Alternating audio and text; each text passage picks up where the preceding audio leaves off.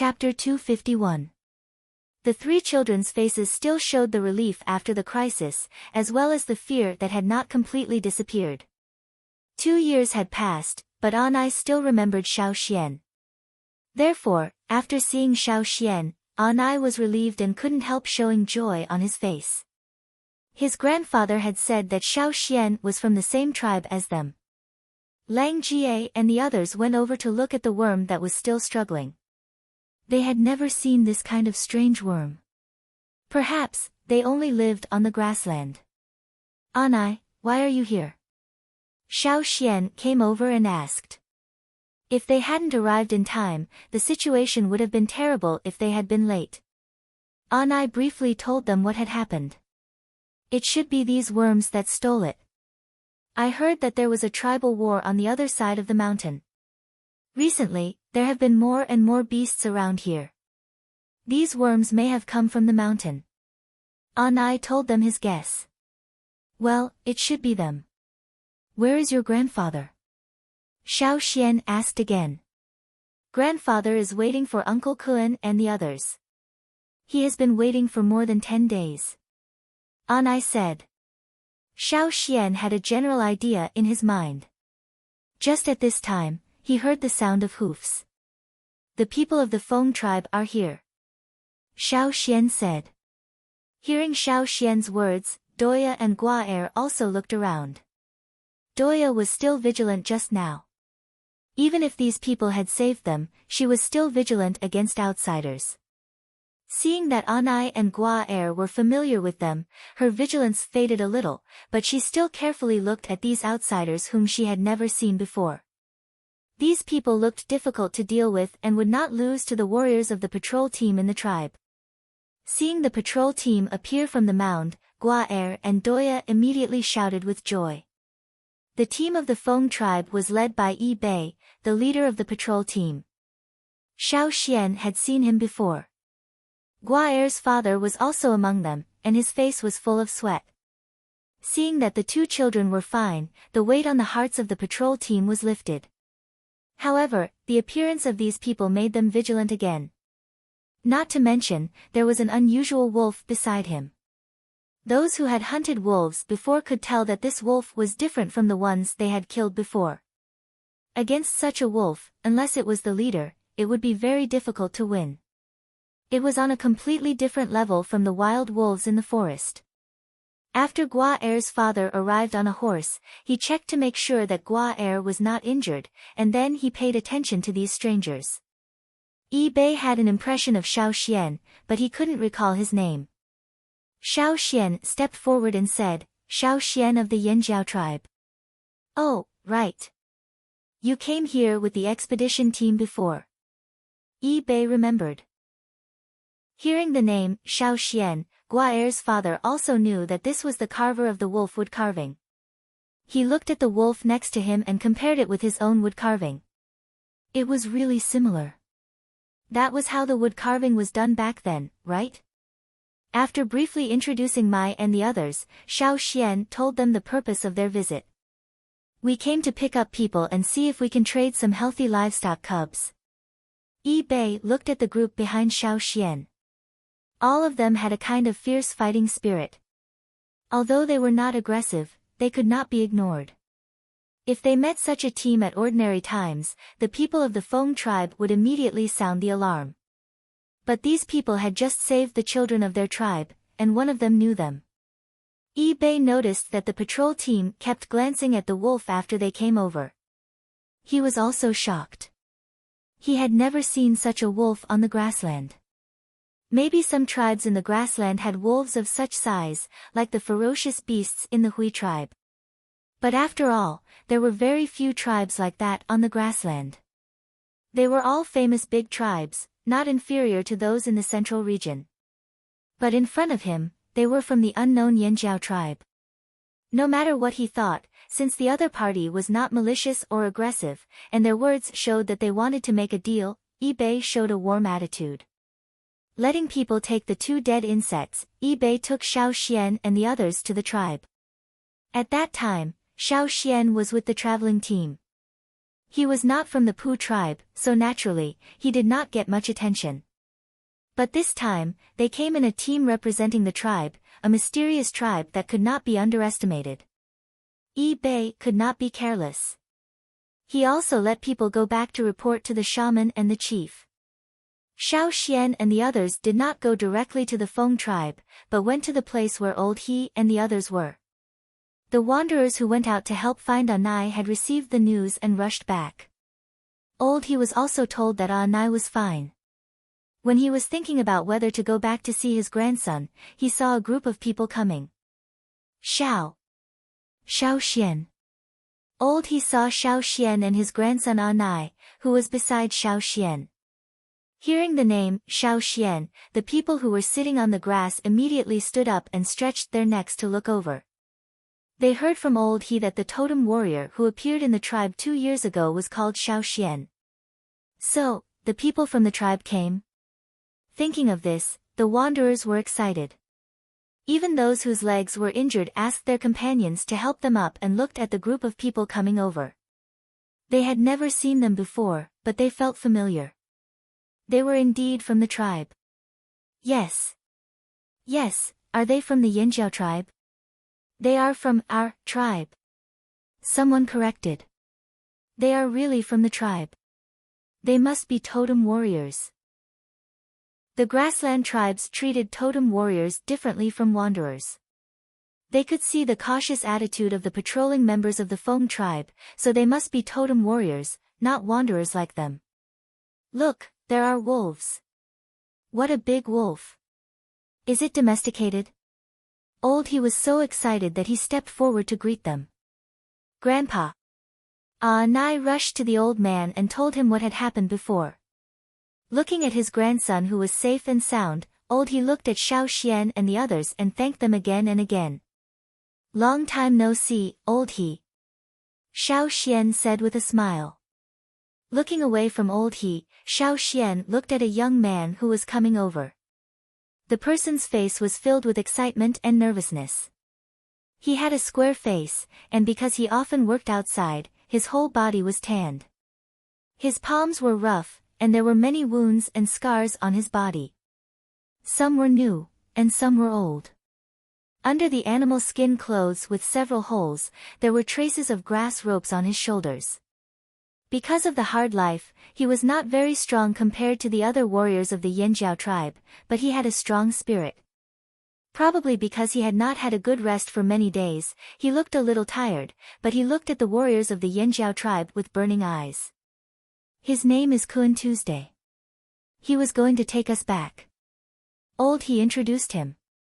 Xiao Xian nodded and stepped back. He pointed to my next to him and introduced him to the wanderers. This is the leader of our team, senior totem warrior, Mai. Xiao Xian deliberately mentioned senior totem warrior to make the wanderers feel more at ease, and also to let Mai know his existence here. If these people awakened their totem power in the future, Mike could take them as his subordinates. For the wanderers, totem warriors were rare, let alone senior totem warriors. Wasn't that the same level as the leader of the patrolling team of the Feng tribe? Mai asked people to distribute some food and herbs to the wanderers, and then he talked with Kun Tu and asked for details. Mai, Xiao Xian, our chief wants to see you. Yi Bei came and said. Xiao Xian looked at the wanderers. Yi Bei saw it and smiled, they are coming too. From now on, Kun Tu and the others were no longer wanderers. Since they were no longer wanderers, their attitude was naturally different. It was different to have the support of the tribe. The wanderers were so excited that they could not calm down for a long time. After finding a place to settle the injured and tired wanderers, Mai took people to the chief of the Feng tribe. The chief of the Feng tribe mainly wanted to meet the people of the Yinjiao tribe and see what kind of people they were. At the same time, he also wanted to thank them for the strange insects. Hearing that they were going to trade livestock, the chief of the Feng tribe asked people to take Xiao Xian and the others to pick livestock. Mai stayed there to talk with the people of the Feng tribe, and Xiao Xian took 10 people to pick livestock. The livestock were not always in the same place. Sometimes they would go to one place, and if they did not have enough, they would go to another place. When Gua saw Xiao Xian take people and wolves to his home, he was very excited. "Dad, a living wolf, a living one." "I know. Don't go there, or it will eat you." Gua father went over to help Xiao Xian pick the livestock, but Gua didn't dare to approach, so he could only stand not far away and watch. He had already forgotten the panic of encountering the strange insects before, and now he had time to stare at Caesar. Not only Gua but also many people around, no matter adults or children, especially those who were close to Gua. They had also seen Gua's wood carving. Gua had taken it out and compared it with them. They had thought that the wood carving was too exaggerated. Some of them had seen a wolf pack and the head of a wolf pack, but they had never seen such a wolf. Look at the claws and teeth of the wood carving, and the momentum, it was too exaggerated. However, now it seemed that the wood carving was not fully shown. Sure enough, it felt different to see a living one. Being stared at, they felt a chill on their backs. Xiao Xian asked people to help him pick some livestock, and he also picked some himself. There were cattle, sheep, and horses. They were all young animals that could walk and run. Because the chief valued the Yanjiao tribe, the people who helped him pick the livestock did not dare to fool around. They picked carefully. After picking, they traded with water moonstones or shells. Before Xiao Xian came, he had already exchanged water moonstones for shells and other things in a market. So no matter what the Feng tribe accepted, Xiao Xian could take them out. In the end, there were 20 cattle, sheep, and horses, male and female. After picking, he asked the wanderers to look after them. They had experience and could take good care of them. That night, the people of the Yanjiao tribe stayed in the Feng tribe. Because of the war on the other side of the mountain, more beasts came over the mountain. On this side of the mountain, in addition to the Feng tribe, there were several other tribes that had been attacked by strange insects and beasts. Naturally, there were more people patrolling at night. Caesar lay on the grass outside, listening to the cries in the distance. He felt that it was too noisy, so he stood up and shook his fur. Then he raised his head and howled to the sky. Ow! The howl passed through the grassland of the Feng tribe and spread to farther places. It could even be heard in the mountains. The cattle and sheep of the Feng tribe were shivering in the pen. Many horses in the pen were also anxious, but not too much. They did not feel the murderous intent against them. Some of them had faced the wolves before, so they were not timid. Some beasts wandering around the border of the Feng tribe did not hesitate to turn around and run away after hearing the howl, especially the wolves. Invisible underground, several insects that were heading towards the Feng tribe also paused, probably thinking about something. After a while, they also turned around and ran towards other tribes. After the howl, there was silence. Caesar did not hear any provocative howls. Satisfied, he lay down again and continued to sleep. The warriors of the Feng tribe patrolling on the grassland looked at the beasts in the distance and looked at each other. Chapter 252. It could be said that the night they stayed at the Flaming Horns tribe was the quietest night the people of the Feng tribe had ever spent. On this night, they didn't hear the cries of various nocturnal beasts from afar, nor did they hear the whistles of the patrols to inform each other of the emergency situation. They also didn't encounter any other abnormal things. Even the strange insects that they had been guarding against all this time didn't appear. The next day, Yangguang was bright and beautiful. Every family got up early and the first thing they did was to count the livestock in their animal pens. How is it? Not a single one is missing. A woman of the Feng tribe said happily to her husband after counting the livestock. The neighbors were also exchanging information to see who was unlucky enough to lose their livestock. However, after exchanging information for a whole morning, they found that no one had lost their livestock. A man who complained that he had lost his sheep had to count twice to make sure that they were all there because he had counted wrongly. This was the first time in a long time that no livestock had been lost.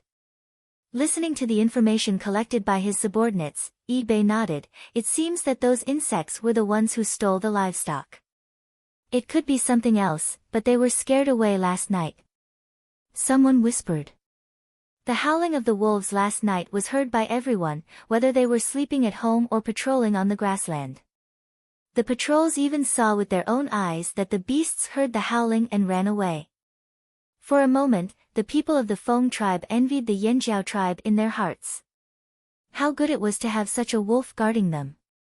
Other livestock thieves didn't dare to come close. The people of the Yanjiao tribe stayed in the Feng tribe for 2 days before leaving, mainly to take care of the wanderers. After 2 days of treatment, the seriously injured were finally out of danger.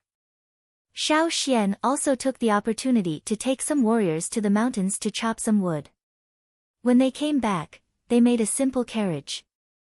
Because there were limited materials and most of the tribe's skilled workers were not here, Xiao Xian basically finished it alone. The carriage he made was not as big as the one they had when they first returned to the old haunt. There was no roof, only a simple frame, and a straw mat woven by a wanderer to shelter Yang Guang. Because the wood was not very good and not very strong, it was okay to make do with it. As for pulling the carriage, this time he did not let Caesar pull it. Xiao Xian picked 2 adult horses to pull the carriage. Let the wounded who can't move get into the carriages. The wanderers were in a good mood. After 2 days of rest, they were in a much better state of mind. In addition, they had the totem warriors of the Yanjiao tribe with them this time. They felt relaxed and happy. When Anai's family left, Guaer gave him a pony. Although Doya and other children of the same age who knew him didn't play together, they all went to see him off. When we meet again in the future, we will all be totem warriors, right? Guaer looked at the people leaving and said. Hey, where did Anai say their tribe was? If we go out in the future, we'll go and see him, said one of the children. Although he said that, his eyes were fixed on Caesar. Speaking of this, Guaer was very entangled. My father said that they are in the ferocious beast mountain forest. The other children, even if they were far away, they also knew where the ferocious beast mountain forest was. After saying goodbye to the patrol of the Feng tribe, the Yanjiao people left with the wanderers and did not continue to go deep into the grassland. Although they were also very curious and wanted to see what other tribes on the grassland looked like, the task was more important. This time they mainly came to pick up the wanderers, not to wander around. When there was a chance in the future, they would go out for a long journey. After leaving the Feng tribe, they were almost out of the grassland. Xiao Xian still didn't see Cha-Cha's figure. Looking at the sky, Xiao Xian was puzzled. Why didn't Cha-Cha come back? When they came to the Feng tribe 2 days ago, Cha-Cha ran out to play alone and didn't follow them into the Feng tribe. Xiao Xian didn't care about it. He only told it not to go to other tribes to pick up livestock, or it would be shot by bows and arrows. At first, Xiao Xian didn't worry about it, but he didn't see it for 2 days. In the past, when Cha-Cha left him to play, it would come back every day to report. Now it disappeared directly. Everyone was planning to leave, but it didn't appear. Could it be that it ran to the other side of the mountain to watch the tribal war and forgot to come back? Fortunately, before leaving the grassland, Cha-Cha finally came back. Compared with when it came, Cha-Cha looked quite embarrassed. There were many wounds, and a lot of hair on its body had fallen off. Fortunately, it could fly back and its life was not in danger. Xiao Xian looked carefully. On Cha-Cha's body, some were scratched by sharp claws, some were pecked, and some were pulled out. However, although it was injured, it seemed to be very excited. Who did it fight with? Lang Jie asked. It should be. It's probably a bird about the same size as it, or maybe it's the same species. Xiao Xian took a feather from Cha-Cha's bloody claws. This was Cha-Cha's trophy. When it flew back, it was still holding it in its claws. As for the blood on its claws, it was obvious that it wasn't its own. Cha-Cha had several feathers in its claws. Looking at the size and color of the feathers, they were almost exactly the same as the ones on Cha-Cha's body. If it wasn't for his understanding of Cha-Cha, Xiao Xian might have even mistakenly thought that the feathers were plucked from Cha-Cha's body. Look at this jubilant mood. Did you win? Lang Jie clicked his tongue. Caw. Cha-Cha responded, flapping its wings proudly. Unlike Caesar's closeness to the Yanjiao tribesmen, Cha-Cha had always been more distant to other people, not to mention that there were many strangers in the team this time. After Xiao Xian applied medicine to it, it flew back to the sky and followed the team. This time, it didn't run around randomly. Xiao Xian helped to collect the feathers as trophies. When they returned, he would let Old Ku keep them. Every time Cha-Cha brought back trophies, Old Ku would always keep some for it. The wanderers were very curious about the two ferocious beasts in the team. However, Caesar and the others didn't dare to approach, and Cha-Cha in the sky was too far away, so they could only glance at them. They didn't expect that there would be ferocious beasts in the Yanjiao tribe. A tribe with ferocious beasts should be considered strong, right? After leaving the grassland, the team didn't go back directly, but went to another place. There, Kun Tu and other team leaders who were responsible for gathering people on the grassland agreed that they would meet there after leaving the grassland. The grassland was very large, and there was more than one way out. It might be the shortest way for Kun Tu and the others, but it might not be the same for other people on the grassland. Therefore, they split up. There's a market there, and many travelers will pass by there. However, the place we agreed on is not at the market, but on a mountain. It's just close to the market. We'll use the whistle to contact each other. Kun Tu told Mai about their arrangement. In order to return to the old haunt and the tribe, they had paid a lot. The wanderers had always been a weak group. Even if they contacted each other, some people would die because of it. After 2 days of getting along, Mai had a preliminary understanding of Kun Tuesday. He was a witty and calm person. No wonder he and the others came to him for help. If he wasn't there, the wanderers in this direction on the grassland might not be able to come here safely. Although there were many untrustworthy people among the wanderers, most of them were loyal. Otherwise, they wouldn't have taken such a big risk. Even when they heard that the tribe was in the ferocious beasts' mountain forest, they didn't retreat. After leaving the grassland, it took them another day to reach the market Kun Tu talked about. Because there were wanderers and livestock in the team, their speed was much slower. If they were only totem warriors, it would take them less than half a day to get there, but it was different with wanderers. The market was also a favorite place for many travelers who passed by the grassland. Some travelers of the grassland tribes would rest there before entering or leaving the grassland. Kun Tu was not sure where the other wanderers were. He had never left the grassland, and all he knew was the information he exchanged with food and other people. Then, he discussed with the other team leaders and finalized the information. When he arrived here, he was still in the dark. Even if he looked at the map, it was difficult to pinpoint the exact location, not to mention that they didn't have a map at that time. Kun Tu blew the wooden whistle according to the rhythm as agreed, but there was no response. Haven't they come yet? Someone said. No, we are late for a few days because of the tribal war. But the others, some of them are closer than us. Did they also encounter the tribal war? Even if they did, not every team would encounter it. The grassland doesn't fight every day. Someone retorted. It was reasonable to say that even if the other teams didn't all arrive, there should be at least 1 or 2 teams. However, no matter how Kun Tu blew the whistle, there was still no response. On the contrary, some travelers passing by always looked at such a strange team with curious eyes. If it weren't for the fierce warriors of the Yanjiao tribe and Caesar, which made the travelers afraid, there might have been several battles. Kun Tu was anxious when there was no response. Mai also frowned. Xiao Xian looked at the sky. Cha-Cha didn't give any hint, indicating that there were no active wanderers around. There are no groups of wanderers around here. Let's find a place to settle them down first, and then we'll continue to search. Xiao Xian said to Mai. It was not good to run around with so many wanderers and livestock. After searching the surrounding mountains and settling the wanderers and livestock, Xiao Xian, Mai, and more than 20 warriors left with Kun Tu to continue the search. The remaining half of the warriors and Caesar stayed to protect the wanderers. They looked around with Kun Tu, and even scattered to search, but still didn't see any groups of wanderers. Kun Tu's whistle was different from the one used by Xiao Xian. Mai was worried that even if others heard their whistle, as long as it was not the same as Kun Tu's whistle, they would not respond. He could only take Kun Tu wherever he went. After searching the mountains and near the market, they didn't find anyone.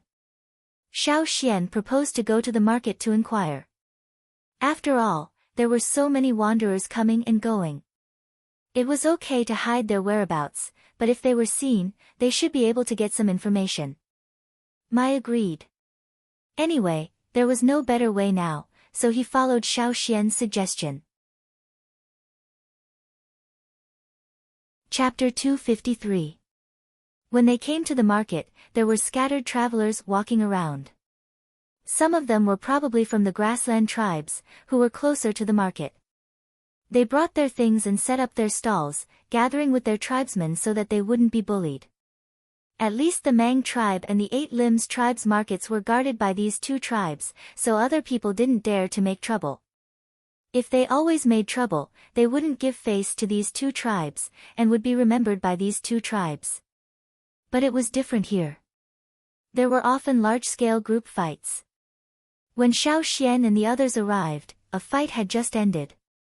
The two traveling teams fought, and both sides suffered casualties. There were many bloodstains on the ground after the fight. Some people were cleaning up the corpses, while others didn't feel strange at all. Stepping on the ground full of flesh and blood, they still didn't change their expressions.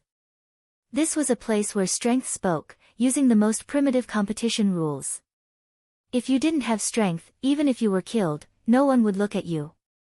The good thing was that compared to the markets of the Mang tribe and the Eight Limbs tribe, there were fewer travelers here because they hadn't really entered the central region. In addition, it was close to the grassland, so most of the people were warriors from the grassland tribes. There were also some nearby tribesmen who came here to trade. Some of the people who set up stalls here took out cattle and sheep and other livestock to trade, and some were like the Pu tribe, who exchanged things from other places and then brought them here to sell. Most of the things on display in the market were livestock, food, tools and weapons, and there were also herbs. In general, the variety was far less than that of the Mang tribe and the Eight Limbs tribe, but it was still lively. After all, it was the only trading gathering place in this area. The tall and strong warriors were talking loudly. Some of them were talking, and when they failed to trade, they directly used their knives to kill. This kind of thing could be seen at any time. Xiao Xian asked around, but didn't hear about any wanderers groups coming here, which made Mai a little disappointed. It seemed that it wasn't so easy to find people. Kun Tu didn't give up. Even in the market, he still whistled after walking for a while, hoping that there was someone in the market who could understand the whistle. Otherwise, how could he find other wanderers in such a big place? Or maybe, other wanderers weren't as lucky as them, and didn't meet the warriors sent by the Yanjiao tribe and got into trouble. Thinking about this, Kun Tu walked behind Mai absent-mindedly. They walked around the market but found nothing. When they were about to leave, they heard a whistle when they passed by the mountain closest to the market. It was the same sound as Kun Tu's whistle. It's them. Kun Tu's eyes lit up. He looked around, but he couldn't tell where they were. Mai and the others had better hearing and immediately locked onto the location. Over there. Let's go. Mai was happy to finally have a clue, but at the same time, he was worried because the mountain was the resting place for travelers. Not only were there a lot of people, but they were also totem warriors. For tourists, it was not a good place. Xiao Xian had seen such a cave before. In the bazaar of the Mang and Eight Limbs tribes, he had followed the Pu tribe's traveling team to live in a similar cave. He had seen with his own eyes how they fought for the cave. There was no order, it was all based on strength. Because of this, he wondered why the wanderers that Kuan-tu mentioned would go there. The whistle blew twice and then stopped. Kuan-tu blew again, but there was no response. Why did they stop blowing? Lang Jie wondered. Maybe something really happened. Xiao Xian said. The mountain that served as the resting place seemed to have been hollowed out. There were several entrances and exits at the bottom of the mountain. The most important entrance directly divided the mountain that had been dug into a circular shape. Therefore, if one looked down from above, the mountain that served as a resting place for the travelers looked like a nearly 300-degree arc. Many of the mountain's entrances were dug out manually, and there were holes everywhere. When Xiao Xian and the others rushed to the mountain, 10 wanderers were standing on the circular mountain where travelers rested.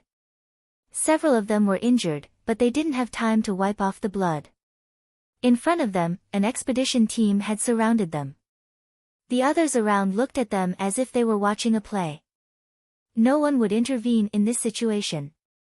This kind of thing added to their fun. They all stood at the entrance of their team and watched what happened over there. Among the 10 people, the leading wanderer was called Qi. He held a wooden whistle tightly in his hand. It was not him who blew the whistle, but a young man beside him. But before he could blow twice, Qi took the wooden whistle away from him. He naturally knew that his companions were nearby, but he couldn't let them come over. They were all wanderers, and here, it was like a big mouth full of sharp teeth. Those totem warriors were the sharp teeth in the big mouth. If wanderers came in, they would lose a layer of skin even if they didn't die. The 10 of them didn't matter. If others came, they would die. In front of Qi, the traveling team looked at them jokingly, as if they were playing with prey in a cage. Why don't you continue to blow? Are your companions coming? Continue to blow and call them over. I want to see what your companions look like. A man in the traveling team opposite said. Yes, continue to blow. We will take as many as they come. Are there any women? The people on the side echoed. Listening to the words of the people around them, Qi and his companions looked worse. But now, they couldn't escape. Qi looked at the people in another cave not far away. There, he knew many of them, but no one stood up to help them. When everyone looked at Qi, in a cave higher up, a totem warrior carried a clay pot full of water into the cave. As he walked in, he said to other companions in the cave, "Wanderers are so bold now. Only 10 of them dare to come here." He had just gone to get water. When he went up the mountain, he saw the scene over there. Wanderers? How can wanderers come to such a place? Even if there are 100 of them, it will be useless. Someone in the cave asked. Who knows? The man holding the clay pot didn't care. If you want to know, you can go out and see. The fight hasn't started yet. What's there to see? If 2 traveling teams fight, I will be a little interested. Wanderers? Tut. The man curled his lips and leaned against the cave wall to look at the people coming out of the depths of the cave. Gula, what do you think Shan Dao encountered? Did he really meet other eagles? The people coming out of the cave did not answer, but sighed. In the cave, an eagle with injuries stayed there to rest. There were many scratches and bites on its body. There were many bald places on its body. Its feathers were forcibly pulled out, and many places were still bleeding. It was better after applying medicine. Compared with Cha-Cha, this eagle named Shan Dao, which was about the same size as Cha-Cha, was much more seriously injured. Gula took out the kettle and drank a few mouthfuls of water. He recalled the situation when he saw Shan Dao come back this morning. They thought that Shan Dao would not meet a strong enemy in the air. With Shan Dao's size and strength, it would be good if he didn't kill other birds. The probability of encountering a strong enemy was too small, so they didn't worry much. Unexpectedly, when they saw him come back, they were all dumbfounded. At that time, Shan Dao's feathers were stained with blood. Some of the feathers on his body were upside down, so he flew unsteadily. When he came back, he fell to the ground and screamed unwillingly. After some medicine, he calmed down. Now he was sleeping. Otherwise, if he woke up, he would probably continue to struggle and fly out to fight. What happened to him? Why was he injured like this? Gula didn't know. Among the people resting in the cave, 2 teenagers felt bored, so they went out of the cave to see how things were going over there. It turned out to be the people of the Dishan tribe. They can only bully some weak people. One of them looked at the traveling team over there and said contemptuously. Chi-E was thinking about how to deal with the current situation when he heard the whistle from outside the mountain again. It seemed that the whistler was afraid that he couldn't hear it. The whistler blew hard, and the sound was getting closer and closer. Chi-E was anxious. What were they doing here? Were they looking for death? The people of the Dishan tribe smiled with interest and looked at Chi-E, whose face was pale. The leader said, "It seems that your companions have found you. I'll say it again. Either you bring them here yourselves, or you and your companions will stay here." Chi-Yi's face was twitching because of excessive anger and anxiety. He turned his head and looked at the opening of the mountain. He thought, "Don't come in, don't." Not only Chi-E, but other people also looked curiously at the opening of the mountain below, where the whistle came from. Many people thought, wanderers nowadays are bold. They know that this is the territory of the totem warriors. If they come in, they will be easily killed, but they still come here. Are they fools? Above, 2 young warriors were lying on the walkway in front of the cave, craning their necks to look down. What did this daring man look like?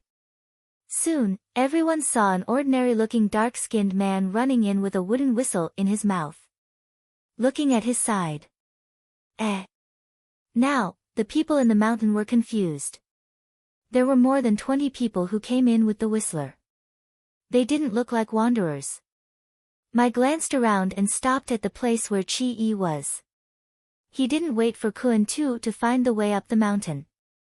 He quickly walked a few steps, grabbed Kuan-Tu's animal skin coat, bent his legs and bounced his body up. For the people of the Flaming Horns tribe, climbing mountains was a common thing. They were very familiar with it. No matter how steep the mountain was, they would climb it every time they hunted. Therefore, for them, in this mountain where the travelers rested, they could easily reach their destination without taking a path. Like monkeys climbing a tree, more than 20 people jumped up the mountain in the blink of an eye and stood where Chi-E and the people of the Dishan tribe were. They are really totem warriors. Except for totem warriors, wanderers can't go up the mountain so easily. It's as easy as climbing a tree.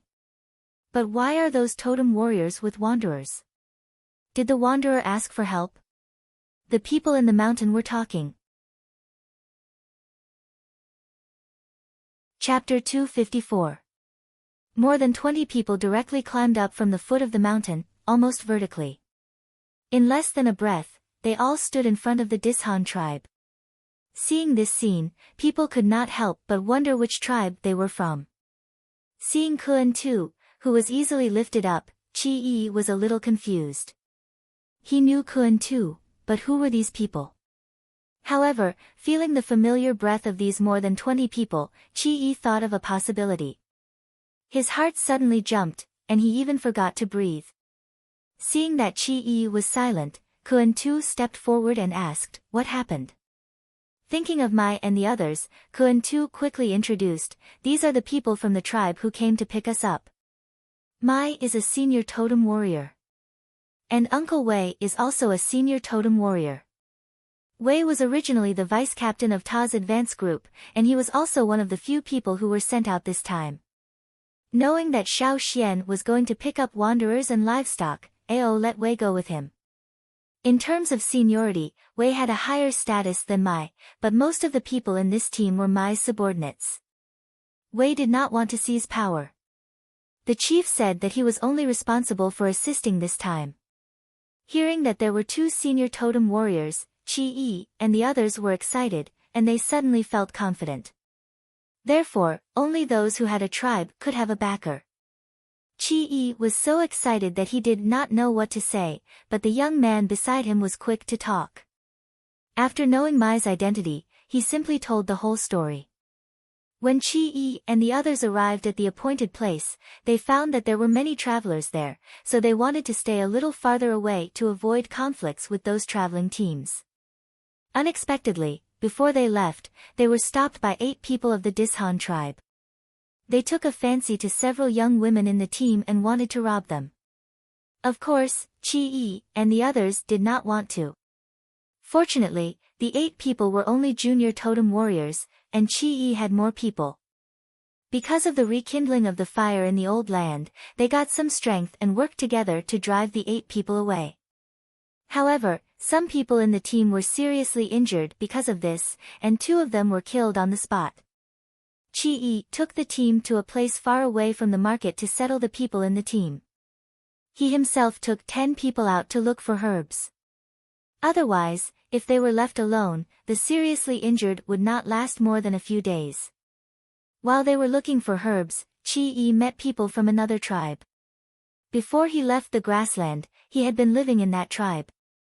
His situation was similar to old He's. Some people in the other team also knew Chi-E, so they asked Chi-E to go with them to the cave where they were resting to get the herbs. When they came out, the things were placed in the cave where they were resting. However, when Chi-E and the others arrived at the mountain, they found that the 8 people who had troubled them before were from the Dishan tribe, and the cave where the Dishan tribe rested was right next to them. It happened to be blocked. The people of the Dishan tribe asked Chi-E to go back and bring the young women in the team here. Otherwise, they would kill all 10 of them. That's right. They just heard the whistle and said that they would kill as many people as they could. The young wanderer next to Chi-E began to complain. The faces of the people of the Dishan tribe twitched, and they thought, nonsense, when did we say that we would kill as many people as we want? Although we thought so in our hearts, we didn't say so directly. When Mai and the others learned the reason, they suddenly became angry. Their evil spirit was unreservedly emitted from their bodies. They were like ferocious beasts that were ready to pounce on their prey. Pairs of fierce eyes stared at the people of the Dishan tribe. Xiao Xian looked at the team of the Dishan tribe. Actually, he saw a few familiar faces, but these people might not remember him. When he was in the Longboat tribe, Xiao Xian had met this team and killed several of them. It was really a small world. The people around, who had been watching the fun carelessly, suddenly became excited. The Wanderers and the Totem Warriors had upgraded to a contest between the Totem Warriors. It was interesting, but they didn't know which tribe these people were from. Seeing this team of people, the people of the Dishan tribe were stunned. They were secretly surprised. Weren't they wanderers? How could so many warriors suddenly appear? 2 of them were senior totem warriors. Leader. The people of the Dishan tribe looked at the leader of the team and asked what to do next. The leader of the Dishan tribe changed his expression. His eyes stayed on Mai and Wei for a long time. He held the stone knife tightly in his hand and said, "Good. Very good. I didn't expect there to be a tribe. Which tribe are you from?" Mai took a step forward. There was a fist-sized stone under his feet. He didn't avoid it, but directly stepped on it. He said in a low voice, "The Yanjiao tribe." As his voice fell, there was a bang sound under Mai's feet. The stone was broken. Even the walkway outside the cave was shaking, and the people around were shocked. The Yanjiao tribe? They had never heard of it. Some people thought it was familiar, but they couldn't tell too much. In short, in everyone's eyes, they couldn't tell why. They were all from small tribes, so they didn't need to care. Seeing that Mai didn't want to retreat, the leader of the Dishan tribe was also angry. So what if the other side had 2 senior totem warriors? They had 3 on their side.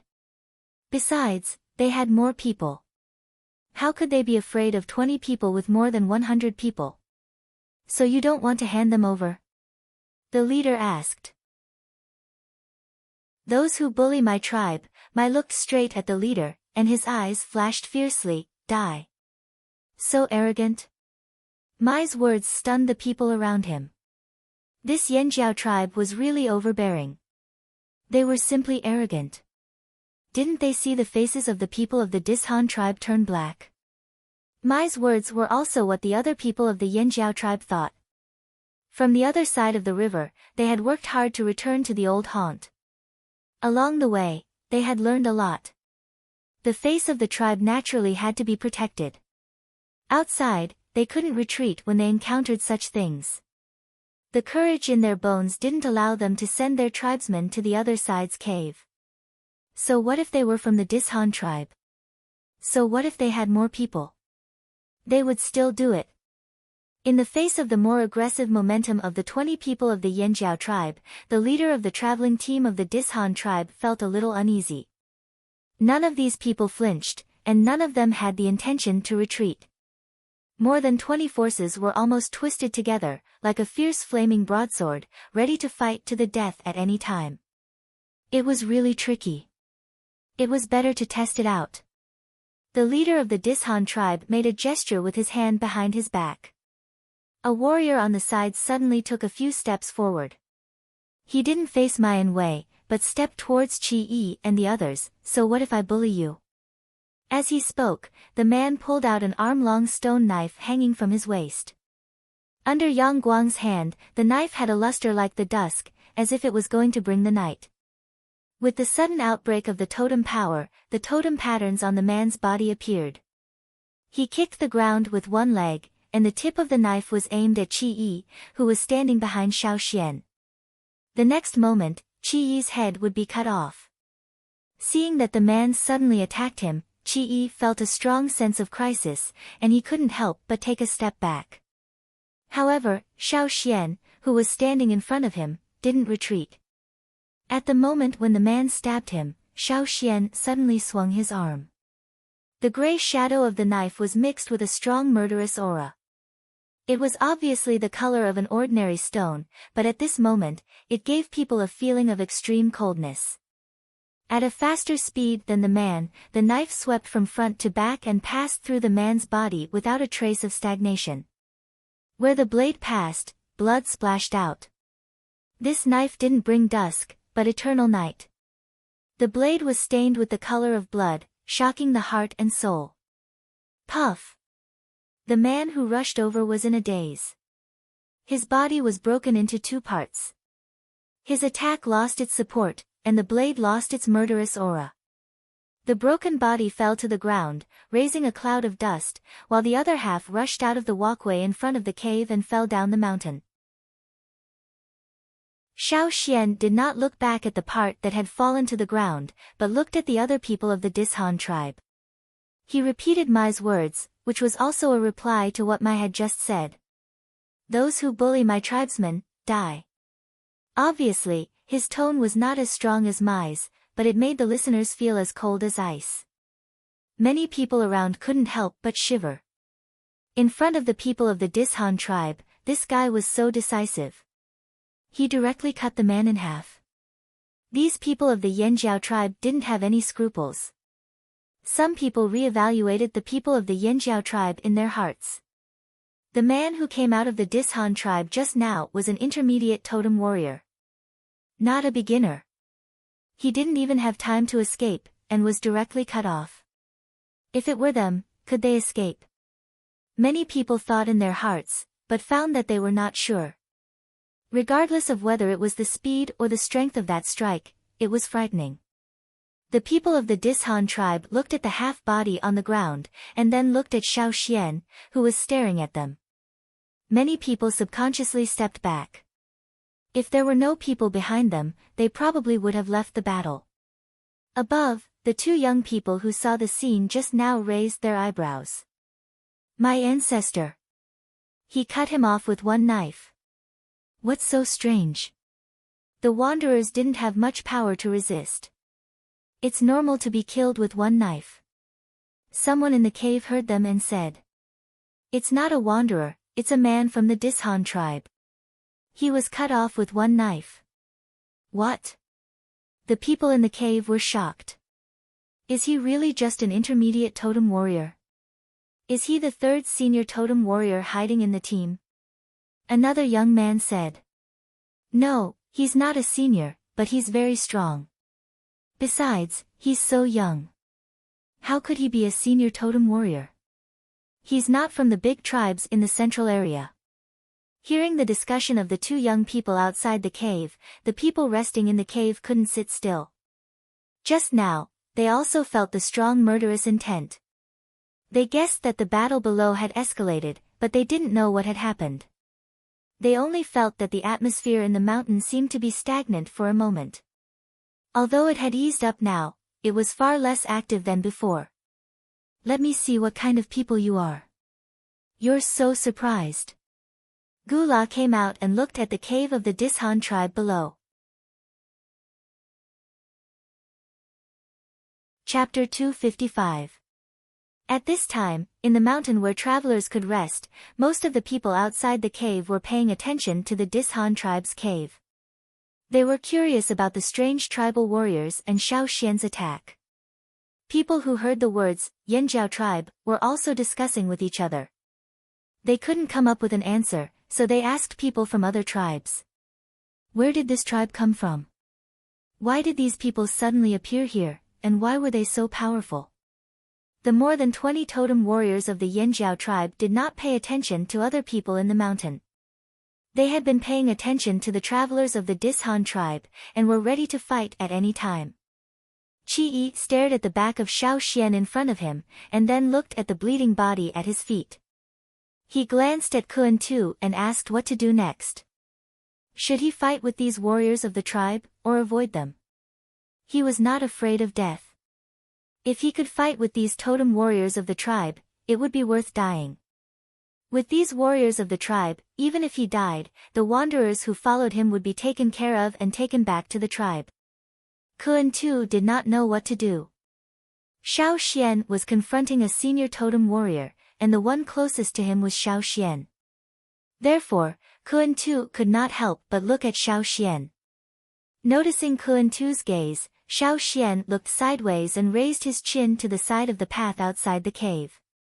There were some raised stones in the shape of stairs, which were the stairs to go up and down the mountain. Even people who had not awakened their totem power could walk on those raised stones. Was he asking them to avoid? Kun Tu understood. Once the totemic warriors fought with each other, they would not be able to cry if they were accidentally stabbed to death.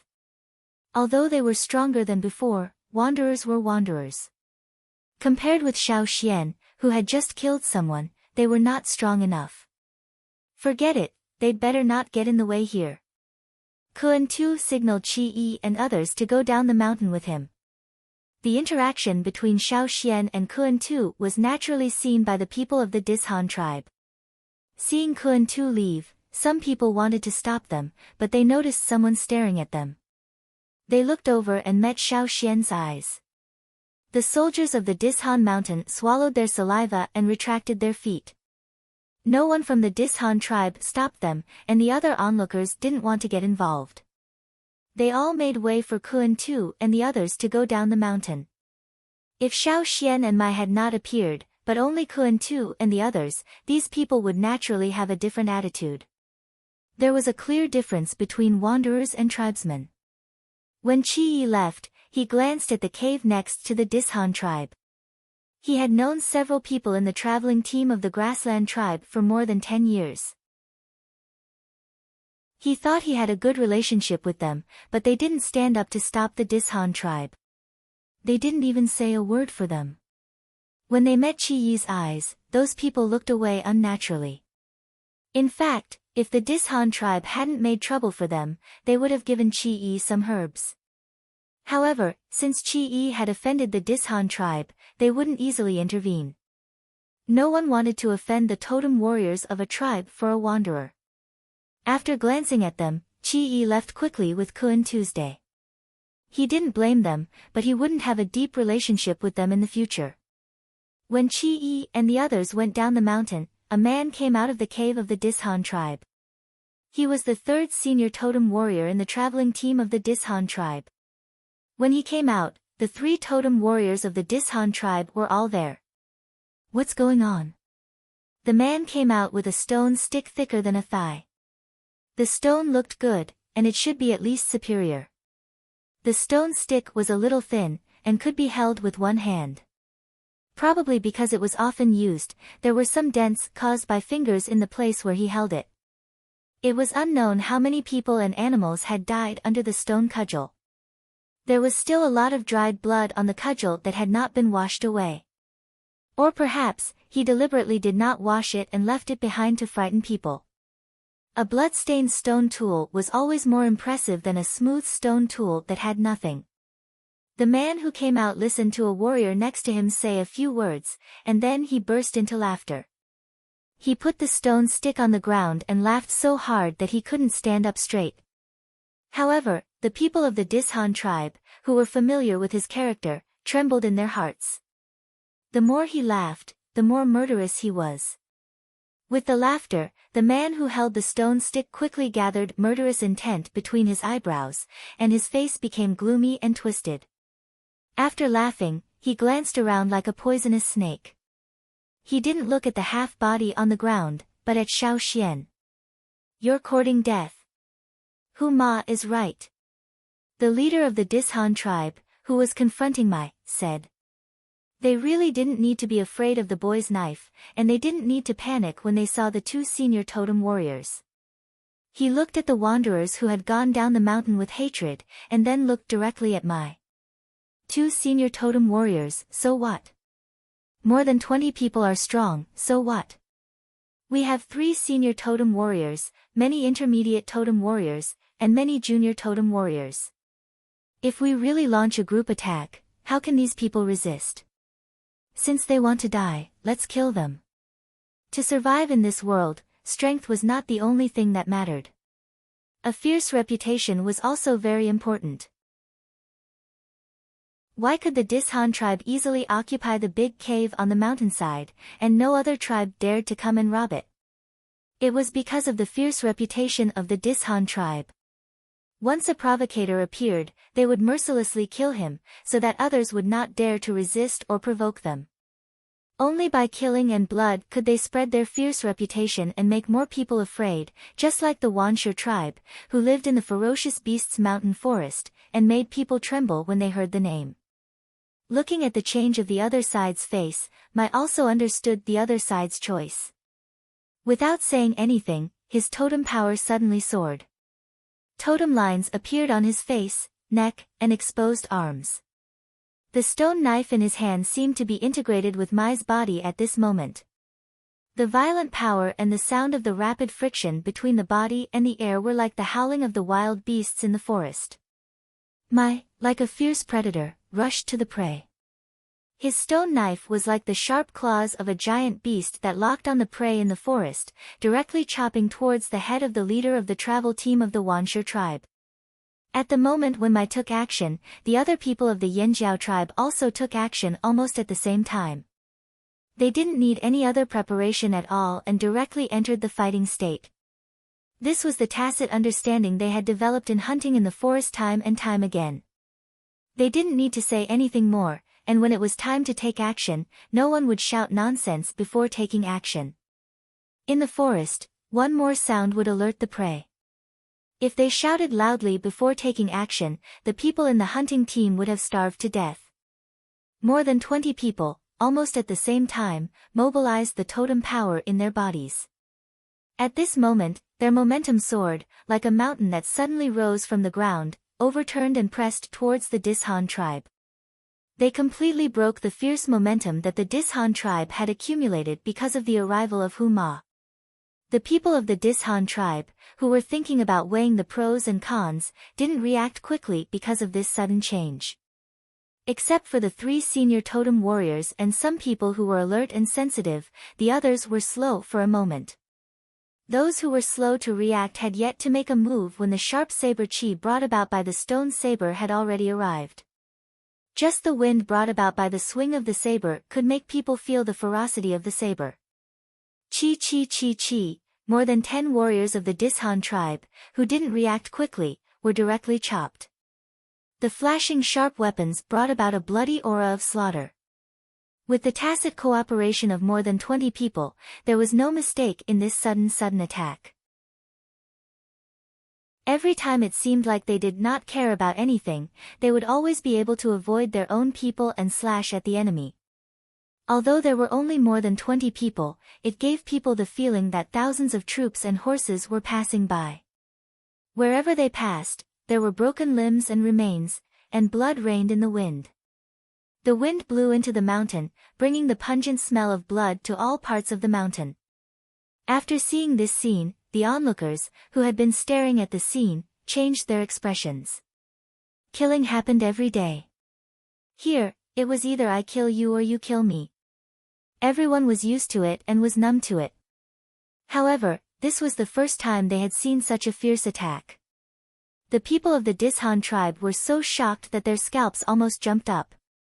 After they came to themselves, they began to fight back. Ma used almost all his strength in every attack to fight against the leader of the travel team of the Dishan tribe. He still kept the habit of hunting and didn't hide his strength. Facing the leader of the Dishan tribe, he didn't dodge, but directly confronted him in this rude and fierce way. Every step he took was like a giant palm of a heavy fierce beast stepping on the ground. The stones under his feet were certainly broken into pieces, and the stone chips and dust flew everywhere. Boom! The two leaders collided. Their strengths met on a narrow path, and neither of them wanted to back down. The moment the ground under their feet collided, the mountain rocks that were originally one piece cracked, and the stones flew out like a blooming stone lotus. On the other side, after the initial shock, Huma was endlessly angry. He didn't expect that the people of the Yanjiao tribe dared to attack him directly. Huma hit the man in front of him with his stick, and rushed to the nearest totem warrior, regardless of his tribesman's life or death. The people who had been around Huma hurriedly scattered and no longer moved forward. If they interfered with Huma's battle, they would be hit by the stick, just like the poor tribesman. Seeing Huma rushing to Lang Jie, Xiao Xian changed his target and rushed there. Lang Jie could deal with other people, but he was at a disadvantage when fighting against Huma. Unexpectedly, there was a sudden attack from the side. Huma had no time to deal with Lang Ga. He raised his stone stick above his head and collided with the knife. At the moment when he blocked the knife momentum, Huma's eyes could not help but change. Because of the collision, a strong impact came from his wrists, arms and shoulders. Even though he was a senior totem warrior, he could not underestimate this power. Looking at the person who made this attack, Huma was surprised again.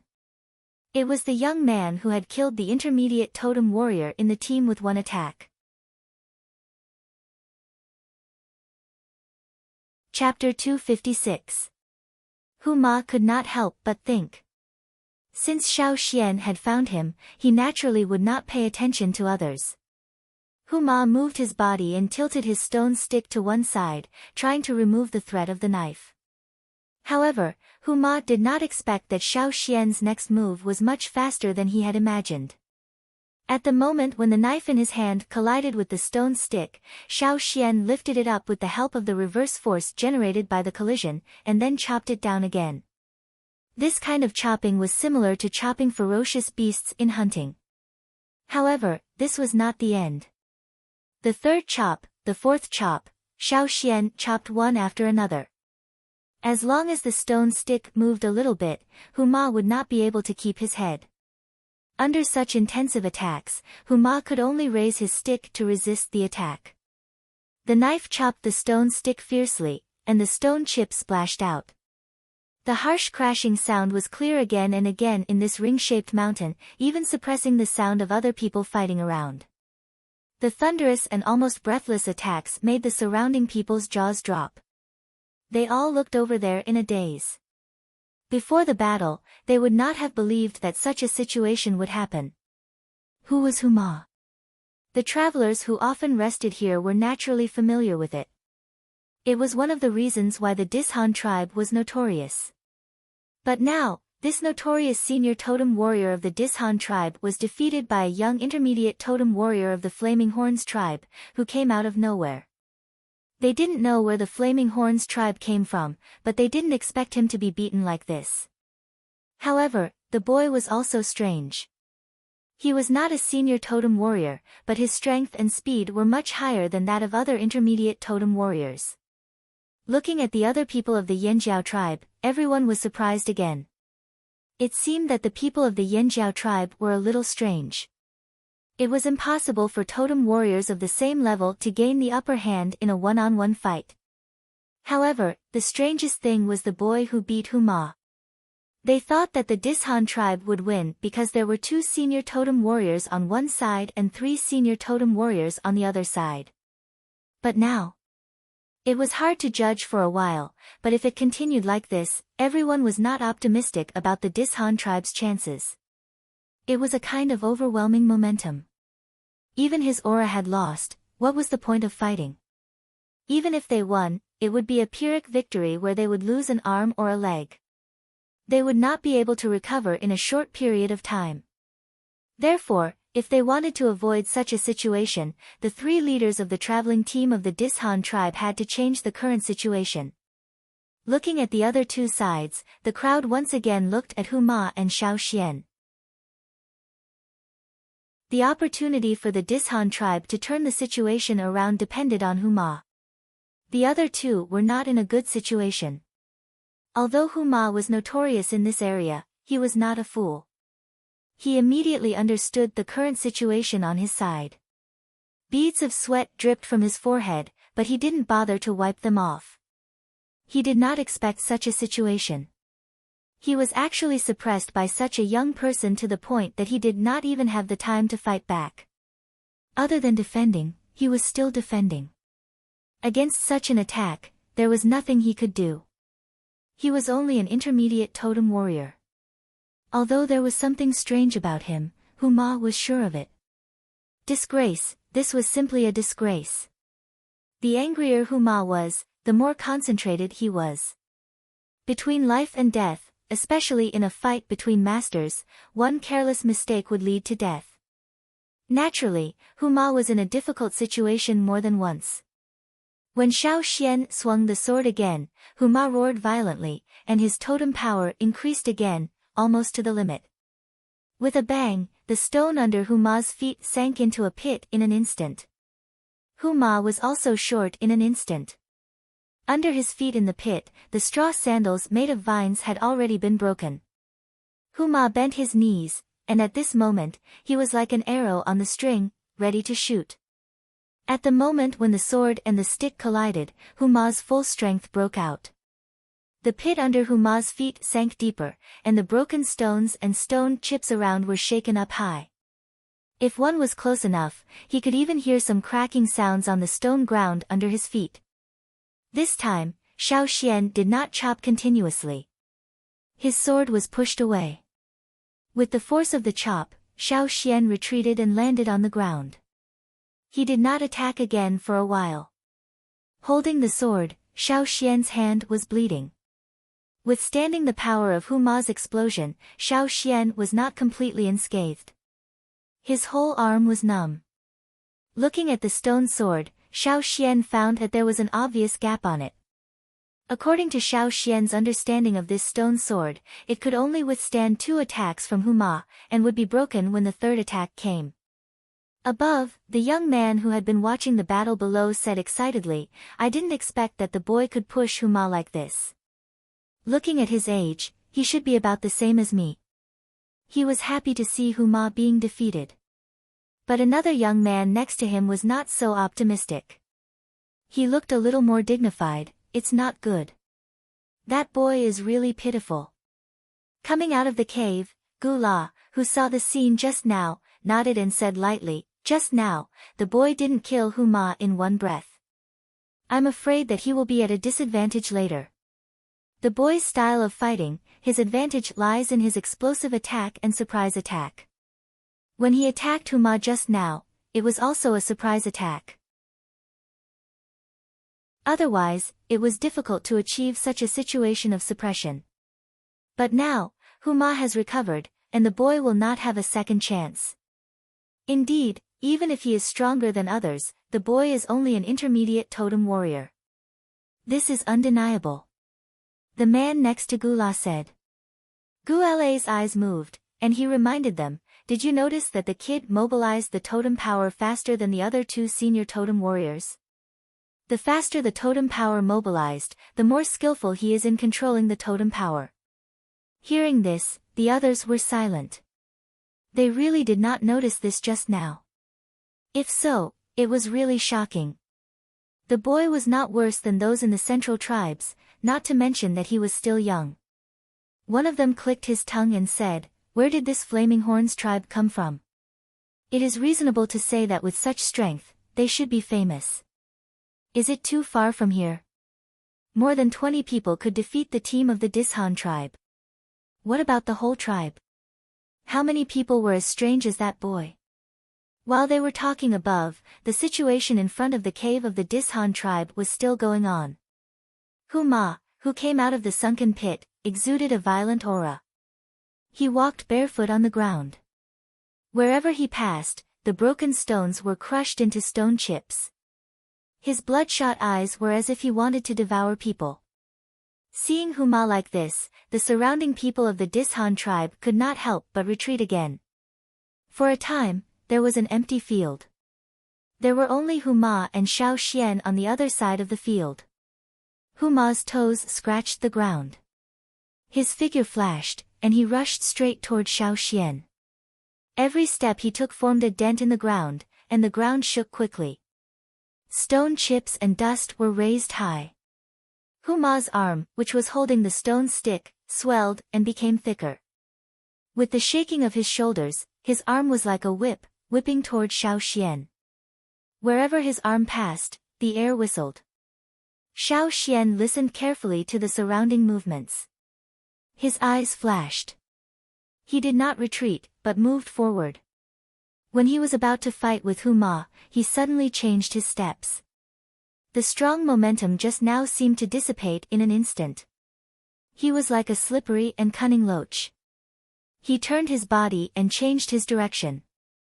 The original attack was changed into a retreat, and he quickly retreated a few meters. Boom! The stone stick hit the ground, and the ground shook again. Where the stone stick hit, there was another dent in the ground. Huma did not stop, but continued to attack. Just like when Xiao Xian attacked at the beginning, he did not give Xiao Xian any time to breathe. The huge stone stick seemed to be weightless, and it was integrated with his arm. It was like a rainstorm, and every time it hit, it was like a heavy hammer hit. The splashing stone chips, like blooming flowers, constantly scattered and withered. The surrounding people also avoided it. No one wanted to be shrouded in such a dangerous area. Therefore, even though there were many people of the Dishan tribe, many people did not take action, especially around the three leaders. They even left an empty field. Bang! Another heavy blow hit the ground, but it did not hit the target. Xiao Xian's dodging was really slippery. Even the calm onlookers could not figure out why Xiao Xian dodged like that. Retreat? No. Go in? No. Sometimes that guy even appeared in the previous position. Was that confidence? Or was he looking for death? Above, the people who had been paying attention to the battle looked at Gula. Just now, Gula said that Xiao Xian would definitely be at a disadvantage, but now it seemed that it was not certain who would be at a disadvantage. Gula could not help blushing. He really did not expect that Xiao Xian would suddenly change his style. Well, look, keep watching. Gula said. Huma's stone stick was probably the most seriously damaged in the past year. Even the best stone could not withstand such heavy blows again and again. Crack! Crack! The ground under his feet made a cracking sound. Such a sound was not made by one or two stones, but by the whole thing. It was made by the mountain. The people with keen hearing could not help but be stunned. For the travelers who had experienced a lot, such a sound was not strange. The people of the Yanjiao tribe also felt the same. For a moment, it seemed that the pause button was suddenly pressed in the field, and the battle stopped. Probably because of the battle just now, a protruding stone was broken. Now, the stone was detached from the mountain, rolling down and hitting the walkway in front of the cave of the Dishan tribe, making a bang. Crack, crack, crack, a clearer sound came again. No one made a move, but the ground under their feet was trembling. The mountain was going to collapse. They did not know whether other places were also collapsing. No matter whether it would collapse now or not, it was better to avoid this place first. Even senior totem warriors could not be intact if they fell or were injured. No one wanted to be injured because of this. People of the Dishan tribe and the Yanjiao tribe had no time to fight.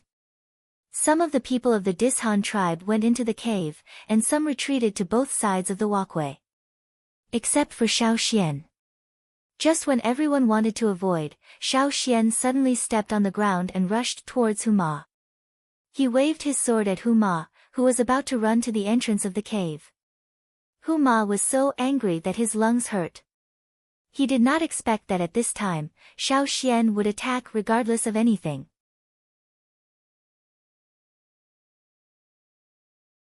Chapter 257. Seeing that Xiao Xian attacked again, Huma could only raise his stick to block the attack of the knife again. 1 knife. 2 knives. The ground under Huma's feet shook because of the 2 fierce attacks, and the cracking sound became faster. Just when everyone thought that there would be another intensive attack like the beginning, the 3rd knife came. With a bang, the knife in Xiao Xian's hand was cut off from the gap. When the 3rd knife was cut, Xiao Xian lowered his body and his momentum suddenly changed. He slid past Huma flexibly. The broken half of the knife was still held in Xiao Xian's hand. Like a gust of wind, Huma was cut on his waist before he could escape. Huma did not expect such a situation to happen.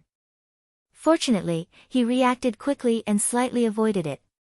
Xiao Xian only had half of the knife in his hand. If the knife was intact, Huma would probably be cut in 2 like the man who was cut in 2 at the beginning. Although the wound was not fatal, it was not small. Cold sweat dripped down. Huma was really frightened by this knife. Feeling the vibration of the mountain under his feet, Huma did not care about anything else. He did not even cover his wound, and ran quickly to the cave with his stick. At this time, Kuan Tu and others who had already gone down the mountain looked up anxiously. After all, they were not real totem warriors. Their eyesight was limited, so they could not see the scene above clearly. They could only guess the situation above from the discussions of the travelers around them. Like others, they were not optimistic about the 20 people of Yanjiao, especially the senior totem warriors. In such a battle, 1 more master meant 1 more guarantee of victory. No matter what, Kuan Tu and Qi Yi felt that Yanjiao was at a disadvantage. However, judging from the discussions they heard, the situation above was really different from what they imagined. Kuan Tu, I can't see clearly. Tell me, who is fighting with Huma? After living on the grassland for a long time, Qi Yi naturally heard of the Dishan tribe, which had a bad reputation. He also heard the name of Huma. However, Qi Yi really couldn't think of anyone who could fight against Huma and not fall into a disadvantageous position. He even slashed Huma. Kuan Tu couldn't see clearly either. He thought hard about the 20 or so people who came with him. Among them, there was only 1 person who agreed with the discussion of the travelers. Are you Xiao Xian? It should be him.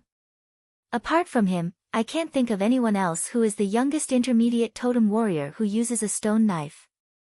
But Huma is a senior totem warrior, one of the top 3 in the traveling team of the Dishan tribe. Qi Yi couldn't believe it. Kuan Tu raised his eyes. Did you see when Xiao Xian cut the intermediate totem warrior in half? Qi Yi fell silent. That saber strike had indeed given Qi Yi quite a shock. Crack, crack, crack, crack. Above them, the sound of the mountain collapsing became clearer. All the people under the cave of the Dishan tribe hurriedly avoided it. If that part of the mountain collapsed, they would be seriously injured, even if they didn't die. What's more, the passage in front of the cave at that height was the widest in the whole crater. The people who could rest in the cave at that height were all powerful. After hundreds of years of development, the passage of about 10 meters wide was naturally formed. In comparison, there were only a few tribes resting in the caves near the top of the mountain. They were almost exclusively used by the tribes. No one was stupid enough to rob them. Therefore, there were fewer disputes and fewer people moving around. The opening of the passageway was limited. Therefore, looking down from the top, the protruding passage at the level where the Dishan tribe rested was the widest. If it collapsed, the threat to the people below was naturally not to be underestimated. Seeing that the situation was not good, the people below hurriedly avoided that section. The people at the bottom of the mountain also hurriedly took away the animals tied there. It was not fun if that section fell down. In front of the cave of the Dishan tribe, Huma heard another bang behind him. It was the sound of people's footsteps on the ground. Huma gritted his teeth and sped up towards the cave. The wound on his waist spurted blood because of the violent running. Seeing the man with a bow at the entrance of the cave, Huma roared, "Shoot him to death." Huma also knew that if he could shoot him to death, he would have done so long ago. But at this time, he needed someone to stop Xiao Xian. He didn't want to fall down with this section of the mountain. The archers in the cave reacted quickly. They pulled their bows and shot at Xiao Xian. Xiao Xian's footsteps paused a little to avoid those arrows. He stamped on the ground vigorously, and some egg-sized stones were shaken up. Seeing Xiao Xian stamping on the ground vigorously again, many people wanted to vomit blood. "Damn it, it's about to collapse, and you're still stamping on it." Crack, crack, crack. Clear cracks appeared under Xiao Xian's feet and extended outward, connecting with a crack on the mountain wall. Boom, a section of the mountain with a length of more than 30 meters collapsed nearly an arm's height. Many stones of different sizes collapsed from the mountain and rolled down. The people below saw that the situation was not right and dodged, so they were not hit by the falling stones. However, looking at the rolling stones, the travelers in the surroundings could not help but tremble. No matter which side they were from, no matter where they came from, the travelers were all frightened by this sudden change. How long had it been since the Dishan tribe and the Flaming Horns tribe started to fight? Why, did it collapse just like that? What kind of strength was this? No wonder that many tribes did not allow senior totem warriors to fight. The destructive power was indeed too great. Xiao Xian did not retreat because of the collapse of the mountain. He swung his arm that was holding the broken sword. The body of the sword collided with the trembling rocks, pushing the rocks away with great force. The rocks did not shatter, but they were still as fast as meteors.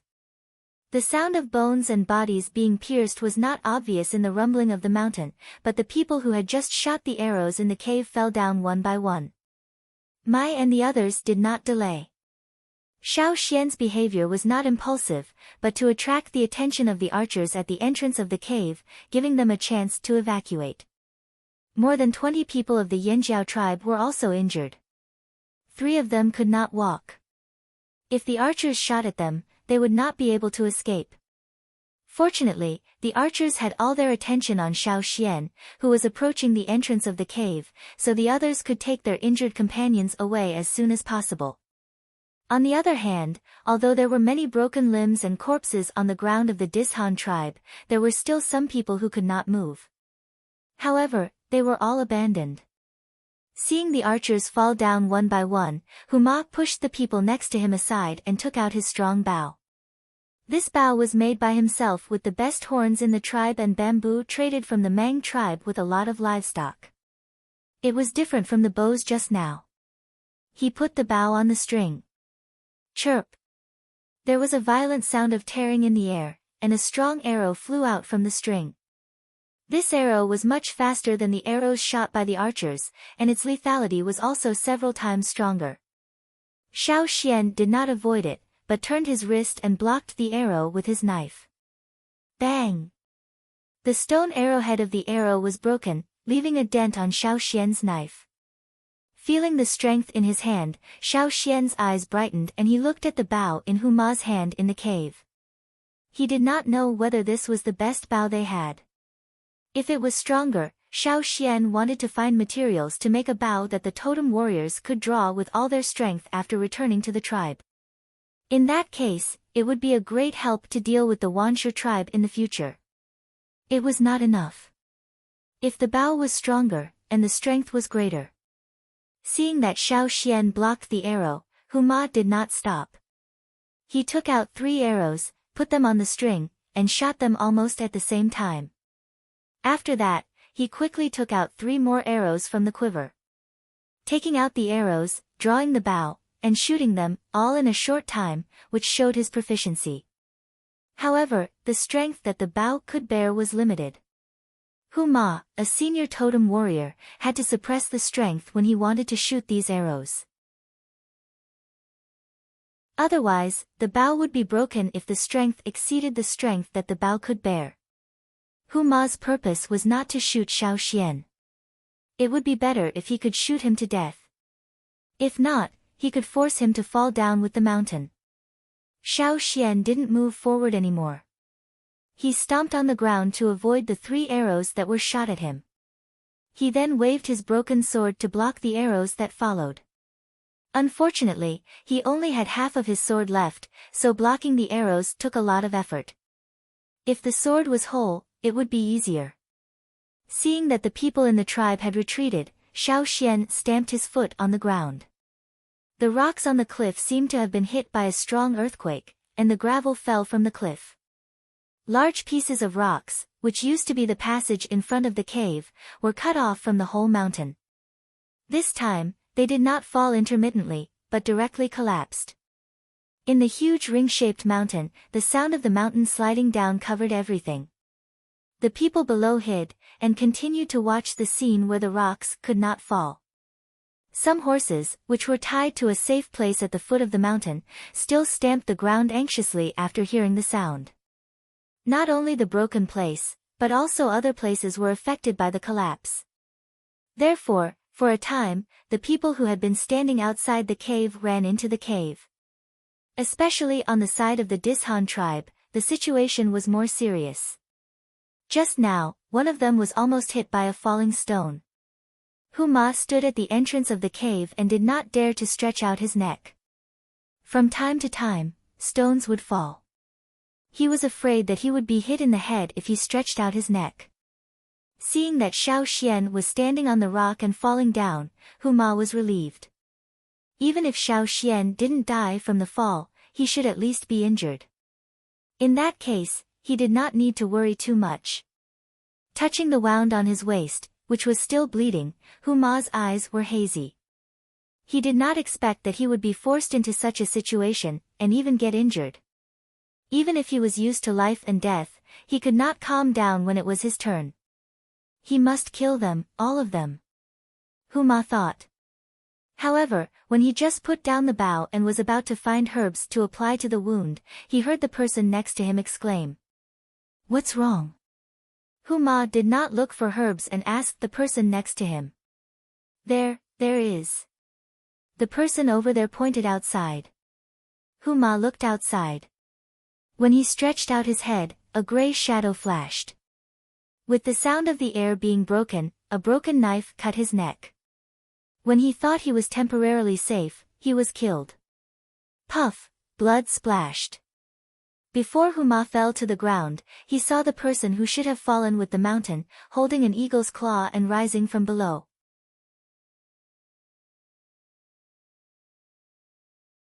Chapter 258.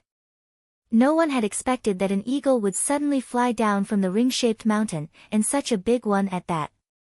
If it stood on the ground, it would be as tall as 2 people. That was quite rare. However, the people of the grassland tribes were familiar with that kind of eagle, and the travelers resting here had also seen it. After seeing the cha-cha, the people who had been shouting about the collapse of the mountain turned their attention to it again. Then, they all looked at a cave near the top of the mountain. In front of the cave, Gula and the others were also stunned. That is, a giant mountain eagle. The two young men who had been watching below were shocked. So, the injury on Shan Dao's body was caused by that eagle, the other man said. Shan Dao was the name of the eagle they had brought out this time. It was also raised by Gula since childhood. At this moment, the injured Shan Dao was recovering in the cave. How could the Yanjiao tribe have a giant mountain eagle? Didn't they say that giant mountain eagles don't get close to humans? An older man from the Hui tribe said. They had always thought that only their tribe was close to and liked by the giant mountain eagles. Apart from their tribe, there were only a few tribes that could raise giant mountain eagles, and the Feather tribe was barely one of them. Even if they could raise a giant mountain eagle, it would be very difficult to raise one. It might not even be able to be tamed after it grew up, and there were many cases where the eagle would bite back at them. How could they easily accept humans with their arrogance? However, here, the Yanjiao tribe, which had come out of nowhere, had one as well, and this one was even stronger than the one they had brought out. Judging from the size, it was similar. However, if the injury on Shan Dao's body was really caused by this eagle, then the lethality of this giant mountain eagle was too shocking. They had been watching the show with the others, but they didn't expect to see such a thing. Gula, what should we do? The people next to him all looked at Gula. This time, Gula was the leader of the team, so he had to make all the decisions. Gula thought for a while and was about to say something, but then they heard a loud and clear eagle cry from below. Tisk, after Cha-Cha lifted Xiao Xian up, Xiao Xian jumped down to where Mai and the others were standing. Cha-Cha flew to the top of the cave of the Dishan tribe. Its big claws dug into the stone wall, and then it dug out the stones on the mountain wall one by one. Some loose stones that had not fallen were dug out of the mountain and thrown down. The people of the Dishan tribe did not dare to stick their heads out of the cave, because once they stuck their heads out, they would be smashed. After scratching for a while, Cha-Cha decided to leave. This place was too small and there were too many restrictions. It didn't like the fact that there were people with bows and arrows in their hands. Just as he was about to soar higher, he heard the cry of an eagle from above. Who? In a cave near the top of the mountain, a wounded giant mountain eagle that was missing a lot of feathers rushed out. Cha-Cha was enraged when he saw the eagle rushing out. He wasn't in a hurry to leave. Instead, he flew up and was about to attack with his claws. Shan Dao, come back. Gula was so anxious that he wanted to rush out himself. If he could fly, he would have already flown over. Looking at the condition of the other eagle, and then looking at his own eagle, everyone knew who would win. Xiao Xian also hurriedly blew the whistle to tell Cha-Cha not to be impulsive. When the travelers who were resting in the mountain saw the two eagles, they were more and more surprised. At the same time, they re-evaluated the strength of the Yanjiao tribe. This tribe was really much more complicated than they had imagined. When this was over, they had to inquire about it carefully. Xiao Xian had no time to care about the Dishan tribe. He signaled to Mai and climbed up.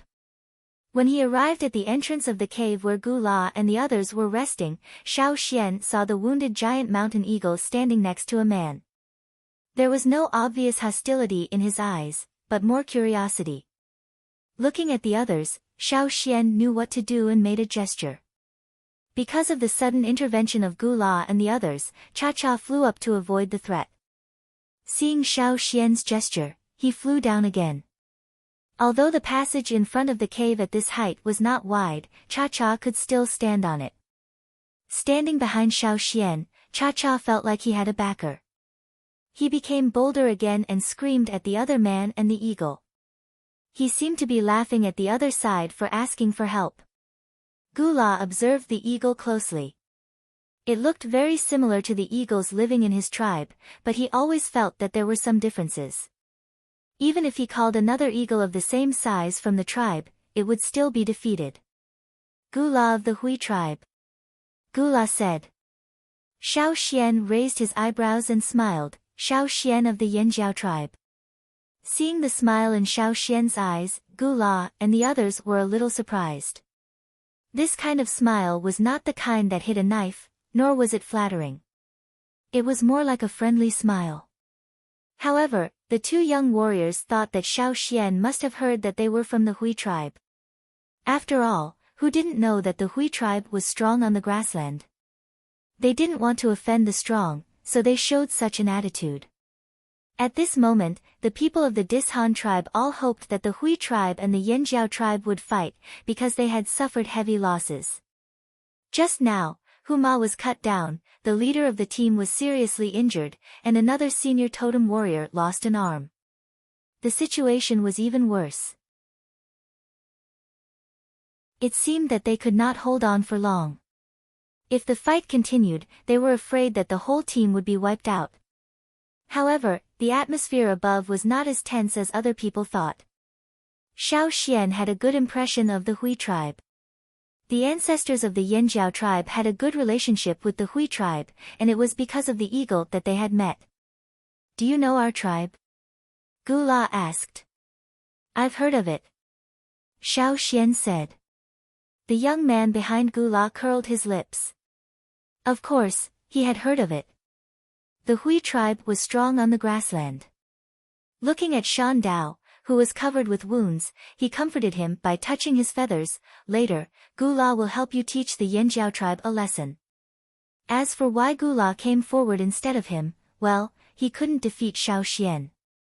Just when the people of the Hui tribe thought that Xiao Xian would tell them the answer in their hearts, they heard Xiao Xian say, the first foreign tribe I met was from the Hui tribe.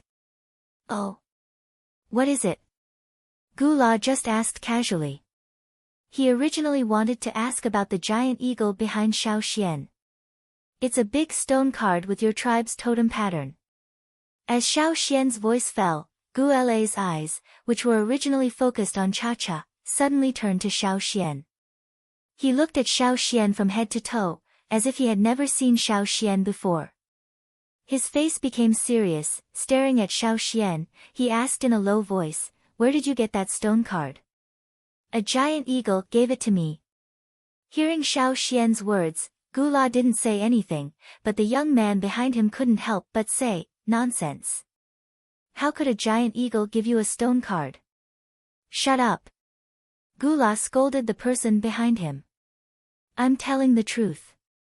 That eagle's foot was drawn with your tribe's totem pattern. Xiao Xian didn't get angry in the face of the questioning, and continued, that eagle was very big. A layer of skin fell off its foot, and the drawing wasn't clear. Hearing Xiao Xian's description, Gu La and the others thought of something. Their bodies trembled, and their breathing became irregular. In the tribe, there was only one eagle that fit Xiao Xian's description and left at that time, and that eagle's status in the tribe was no lower than the chief's. Why would the people of the Yanjiao tribe meet that eagle? Why would that eagle give away the stone card so easily? It should have returned safely, right? I hope to see it again in the future. Xiao Xian said. He really wanted to see that giant eagle again. Yes, it went back, and it's doing very well now. The shock in Gu La's heart had subsided, and his face was no longer serious. Instead, he showed a big smile, opened his arms, walked towards Xiao Xian, and gave Xiao Xian a hug. This was their way of expressing joy. Nice to meet you. Gu La said. No matter what the specific situation was, the Hui tribe didn't need to be hostile to the person who could make that eagle give away the stone card willingly. After seeing Gu La's reaction, the travelers, who had been paying attention to the scene above, were shocked. What the fuck, what happened up there? Why didn't the people of the Hui tribe and the Yanjiao tribe fight? Instead, they acted like friends who hadn't seen each other for a long time. Different from the shocked travelers, the people of the Dishan tribe were pale at the moment.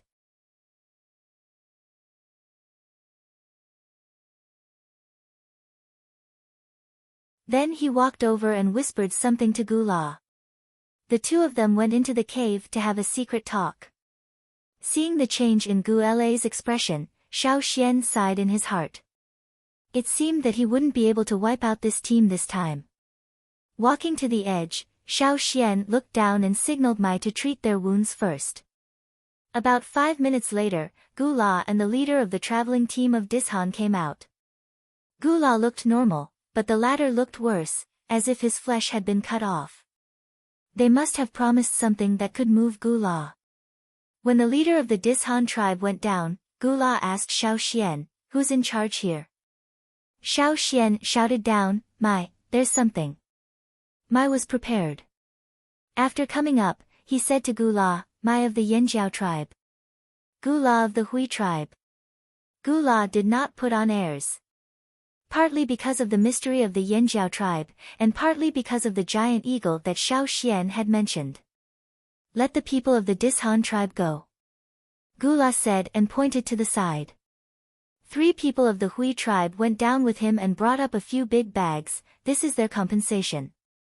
When the bags were opened, there were a lot of jade, shells and other crystals similar to the water moonstones of the drumming tribe, which could be used for trading.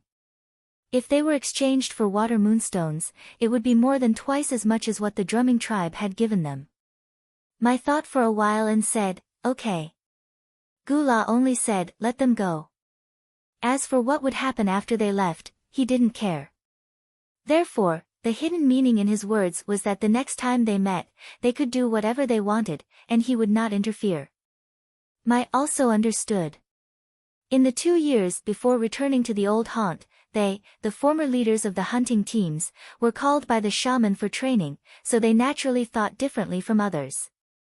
Below, the people of the Dishan tribe left with those who were not seriously injured. As for those who were seriously injured, most of them were abandoned. Lang Jie and the others wanted to say something, but were stopped by Wei. "Let's talk about it later." Since the Hui tribe intervened, this battle could not go on. In addition to the things that the Dishan tribe took out, there was also a wooden box, which was given by Gu La. There were many rare herbs in it. Of course, for the Yanjiao tribe, they had seen many good herbs, but now they were far from enough, and these herbs could be used in an emergency. Mai said a few more words to Gu La and made sure that Gu La meant that he would not interfere in the future. Then he left to apply medicine to the injured warriors. When Mai went down, he only took a wooden box with herbs in his hand. He did not take the other animal skin bags with jade, shells and other things. "Hey, don't you want these?" A man next to Gu La shouted. As soon as his voice fell, a gust of wind swept across his face. Several bags on the ground were all grabbed by Cha-Cha and then flew down. The people of the Hui tribe looked at Cha-Cha and glanced at Shan Dao next to Gu La. They thought, "This eagle can't be compared with other eagles. Look at him, he can help carry the bags. Even catching a rabbit is a blessing. Let's go in and talk." Gu La pointed to the cave where they rested and said to Xiao Xian, "Okay." Although Xiao Xian was not happy with the Hui tribe's intervention, he saw that Gu La seemed to have something to say, so he did not refuse at the moment. After entering the cave, Gu La asked people to guard the entrance and not let anyone get close. "Do you know what he said to me just now?" Gu La asked. This, he referred to the leader of the Dishan tribe. No. Xiao Xian did not expect that Gu La would say this to him. Gu La lowered his voice and said, "The fire crystal mine." Xiao Xian's eyelids twitched. No wonder the people of the Hui tribe were willing to help the Dishan tribe. It turned out that it was related to the fire crystal. This was indeed a great attraction. In the depths of the grassland, the mine is not big. The Dishan tribe has found it, but they haven't been able to eat it yet. Someone stronger than them is fighting for it. Speaking of this, Gu La sneered, "I know what they are thinking. They want us to compete with the other side, so that the Dishan tribe can take advantage of us."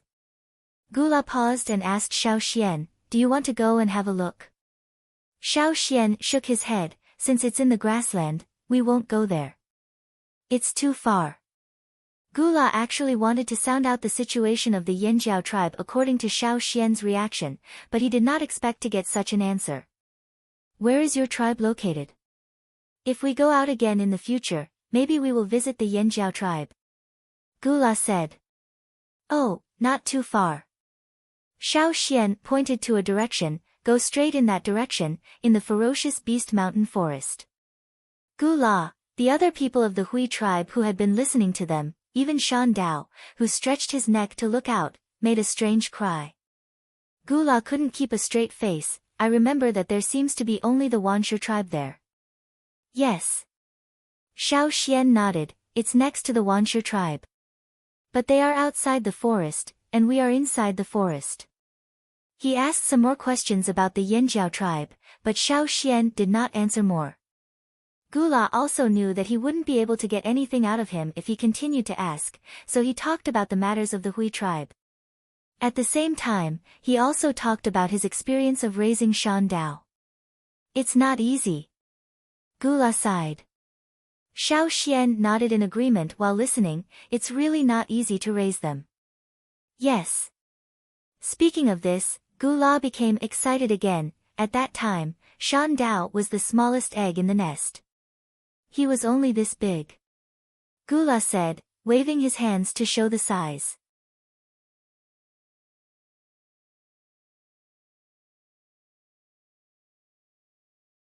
Chapter 260.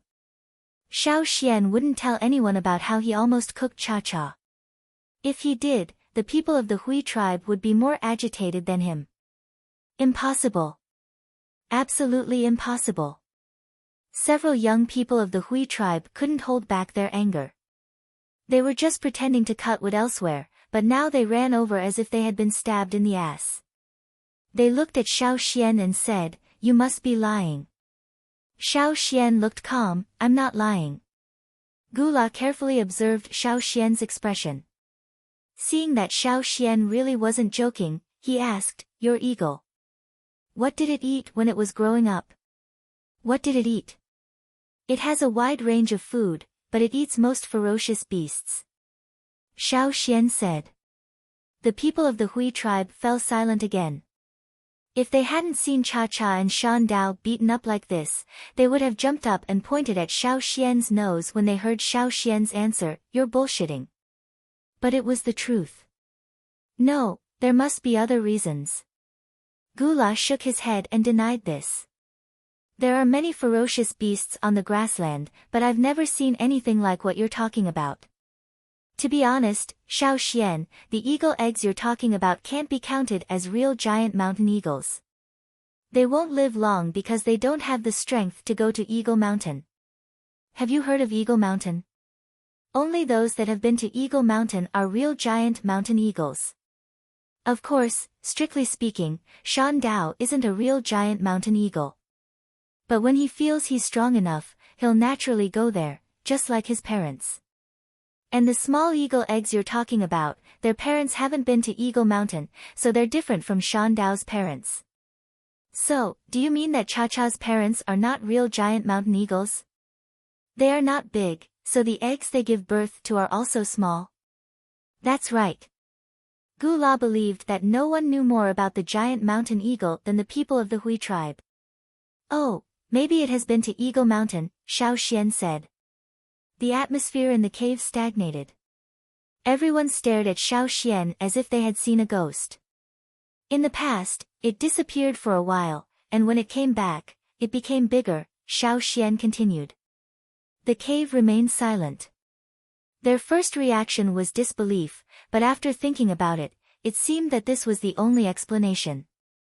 Outside the cave, Cha-Cha, who had already delivered the items to Mai and the others, flew one round in the air. When he didn't see Xiao Xian, he walked to the entrance of the cave and stretched his neck to look inside. Gula only told the guards not to let anyone near the cave, but he did not tell them not to let the eagles near. Therefore, when Cha-Cha approached, not only did the people at the entrance not block him, they even made way for him. It was a pity that Cha-Cha did not go in.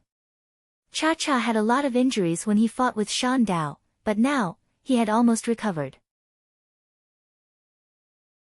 He was still alive and full of energy. Looking at Shan Dao, he was completely strong. Gula sighed, I believe you. Cha-Cha had been to Eagle Mountain. That was why he was much stronger than other eagles of the same size, and his recovery ability was also much higher. Cha-Cha and Shan Dao had different starting points. In comparison, Cha-Cha's starting point was much lower, but because he had been to Eagle Mountain, survived, and experienced a transformation, he directly reversed his disadvantage and now was better than Shan Dao and the others. Because Shan Dao and the others had never been to Eagle Mountain. It was simply amazing. If they had some doubts when Xiao Xian mentioned the giant eagle before, now, there was no doubt left in the Hui tribe. Where is Eagle Mountain? Someone asked Xiao Xian. How would I know? Xiao Xian answered. He knew, but he would not say. However, the people of the Hui tribe did not doubt Xiao Xian's words. The giant mountain eagles would only go there by themselves. The Hui tribe had lived with the giant mountain eagles for so long, but no one had been there except some ancestors a long time ago, and the records left were not detailed. When Xiao Xian walked out of the cave, Gula was very enthusiastic. If you go on a long journey in the future, you can go to the Hui tribe to have a look. We have many giant mountain eagles. After a pause, Gula added, as for the Dishan tribe, you don't have to worry. We don't have to worry. Xiao Xian laughed, we can kill them once, and we can kill them again. It was a bit arrogant, but people who had seen the Dishan traveling team would not doubt Xiao Xian's words. Gula still wanted to say something, but thought it was unnecessary, so he stopped. Xiao Xian left the cave and went down. Mai and the others had occupied the cave where the Dishan tribe had rested before. How are your injuries? Xiao Xian asked. Before going up, he had roughly checked the situation and found that the warriors were not in danger of dying. It's okay. Some of them probably can't walk for the time being. Let them stay in the carriage. Mai said. They did not intend to stay here for a long time. Kuan Tu and the others were still waiting at the foot of the mountain, but because the totem warriors of the Yanjiao tribe were there, the other people who were resting did not do anything to them. The Dishan tribe was an example. After packing up, Mai led the people down the mountain. Where are the others? Mai asked. It's a little far from here. I'll lead the way. Qi Yi said quickly. He did not know whether he was nervous or excited, but he felt comfortable. When they walked out of the mountain, Kuan Tu looked back and sighed again. I didn't expect that it would collapse. There were many people fighting before, so there were traces on the passage. The mountain was not strong, and today it experienced such a fierce attack. It's reasonable that it collapsed. Xiao Xian explained. Mai looked at the people with Qi Yi and asked, do you have any opinions about my decision to give up chasing the Dishan tribe? No. No. Qi Yi and the others said quickly. They really did not have any opinions. So many people of the Dishan tribe had been killed. Among the 3 senior totem warriors, 1 was dead, and 1 was disabled. Only the leader of the traveling team was left. For Qi Yi and the others, this was a good revenge. Besides, as wanderers, they knew the situation better than others. At that time, Mai's decision was indeed the best. If we can't solve it, when you awaken in the future, you can continue to take revenge. Lang Jie said with a smile. Awakening, hearing this, Kuan Tu, Qi Yi, and the others all breathed heavily. At this time, Xiao Xian suddenly said, you may not be able to take revenge. Why? This time, even Mai looked at Xiao Xian in confusion. You mean the people of the Hui tribe will help them? Lang Jie asked. No, it's the opposite. Xiao Xian said, they dared to plot against the Hui tribe. The Hui tribe will not only take the benefits they promised, but also the Dishan tribe. So, the next time we hear news about the Dishan tribe, it will probably be about them being severely injured. That traveling team was just one of the forces of the Dishan tribe. Even if they were all killed, it was not a serious injury. The extent of the injury was much more serious than that. It was not convenient for Xiao Xian to talk about the fire crystals that Gu La had mentioned here. He would tell Mai and the shaman when he went back. Qi Yi took Xiao Xian and the others to the mountain where the wanderers rested. In addition to Qi Yi and Kun Tu's people, there were 2 other parties. After Mai picked them up, he took them with him. Their purpose this time was to pick up the wanderers on the grassland. They went back as soon as they picked them up. They also met many wanderers on the way, so they took them with them. Some wanderers they met on their way here were put in one place, and they would pick them up when they went back. So, the 50 totem warriors who came out to pick them up, when they returned to the tribe, there were nearly 600 wanderers around them. Since there were so many wanderers, they had to worry about food. Fortunately, the compensation they got from the Dishan tribe did not use the water moonstones given by the chief. Instead, they exchanged a lot of food, including meat and crops, with some tribes and people in the bazaar they passed by on the way back. Xiao Xian also got some seeds and took them back with him. With the wanderers, the team's speed was naturally much slower. Many people were curious about such a traveling team consisting of hundreds of people and livestock. However, those troublemakers were all dealt with. It was just that the soldiers were a little tired, and Cha-Cha and Caesar had also helped out.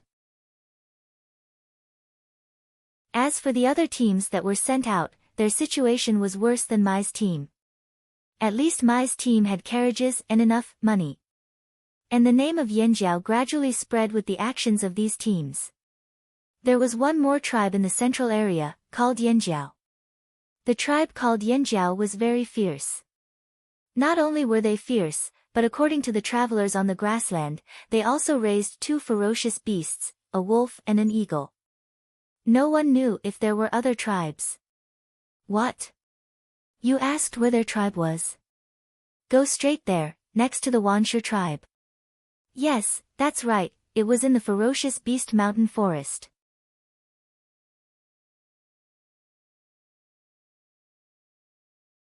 Chapter 261. Before the arrival of winter, the 10 teams sent out to pick up the wanderers had all returned to the ferocious beast mountain forest. At this time, the number of people in the Flaming Horns tribe had reached 8 or 9,000. Including the wanderers from other tribes who had followed them, there were about 10,000 people in the Flaming Horns tribe around the old haunt. Including the wanderers from other tribes, there were about 10,000 people in the Flaming Horns tribe. No one had expected that there would be so many people. With so many people, it would be lively. Many houses had been built in the tribe. Basically, they were all wooden houses. Wooden houses were simple and built quickly. Now, they were just building a place for everyone to sleep and rest. As for what kind of house they wanted to build in the future, it depended on their own wishes. The totem warriors, in addition to guarding the surroundings, had to take turns to hunt for food. Now, no matter whether it was ferocious beasts or wild beasts, there were many people in the tribe. Other wanderers who came to the tribe, whether they were from the tribe or from other tribes, were trying their best to prove their value. Building houses, cutting trees, processing food, and so on, they would take the initiative to participate. This was an opportunity to make a good impression. Naturally, technical talents would not be let go. Those who knew how to build ships and carts, those who made porcelain, and those who knew about herbs were all called to help. Therefore, in the tribe, it was common to see some wanderers pushing one-wheeled or two-wheeled wooden carts to transport things. Back then, the few old men who had a special fondness for pottery, such as Xing and the others, gathered people who knew how to make pottery. Every day, they would research which soil was suitable for making pottery, which recipe was the best, and what kind of pottery to make. When Xiao Xian returned to the tribe, many people in the tribe had already started using pottery. It was much more convenient than stone tools, but some people were not used to it. For example, Kiki and the others broke one a day, which made Xing angry. Xiao Xian went to see the pottery kiln. The ancestors of the Yanjiao tribe had also left records about pottery. But after 1,000 years, pottery firing had improved a lot. There was a lot of clay in the ferocious beast mountain forest that was suitable for making pottery. This made Xing and the others so happy that they were all smiles. They would stand guard there every day, each of them holding a piece of beast skin in their hands to record something. Many times, they would even do it themselves. Xiao Xian had also burned a few household items. At the same time, he also tried to burn some pottery tiles and green bricks. Xiao Xian used the pottery tiles and bricks to build the house. The original wooden house had been converted into a brick and tiled house. It was even bigger than the house he had built on the other side of the river. Next to the house, there was also a wolf den built for Caesar. As for Cha-Cha, it would not stay here to rest. Instead, it would run to a nearby mountain to build its nest. Xiao Xian went over to take a look. It was still on a high cliff. There was a sunken area that Cha-Cha had dug into the ground to make a cave, and he lived there. When the teams came back, the livestock and seeds they brought back were also taken care of by those who knew the ropes. There were indeed many skilled people among the wanderers of the Yanjiao tribe who came from all over the world. It was much better to leave the work to them than to let the totem warriors of the tribe do it blindly. Old He and other people from the grassland were responsible for raising livestock and building animal pens. When Xiao Xian went to take a look, the few wilted cows and sheep were now very strong. Although sometimes they were frightened by the roars of the beasts in the forest, they were still braver than the animals raised by the Lu tribe. After a long time, they had adapted. Xiao Xian was called out by Tuo early in the morning. He was not patrolling today. He had to go hunting later, so he only had time now. How is it? I built it myself. Tuo said proudly, pointing at the house he had just built. He had planned to build a stone house with stones. After all, when he was on the other side of the river, his family also lived in a stone house. However, after seeing Xiao Xian's house made of blue bricks and tiles, Tuo changed his mind. He went to Xing's place and asked them to make a batch of blue bricks and tiles. Then he brought back the house he built. After he finished, he couldn't wait to ask Xiao Xian to come and take a look. It's very good. Xiao Xian looked at Tuo's house and said. Now Xiao Xian's house was not far from Tuo's house. The distribution of houses in the tribe was similar to that on the other side of the river. The higher the status, the closer it was to the fire pit. Even though it was not a whole mountain, it was still arranged according to this rule. Xiao Xian's family did not have other people with high status. However, everyone knew his contribution to the tribe, so they had no objection to the arrangement. Why haven't I seen Kiki recently? Xiao Xian asked. In the past, Kiki and Tuo used to travel together, but recently they were nowhere to be seen.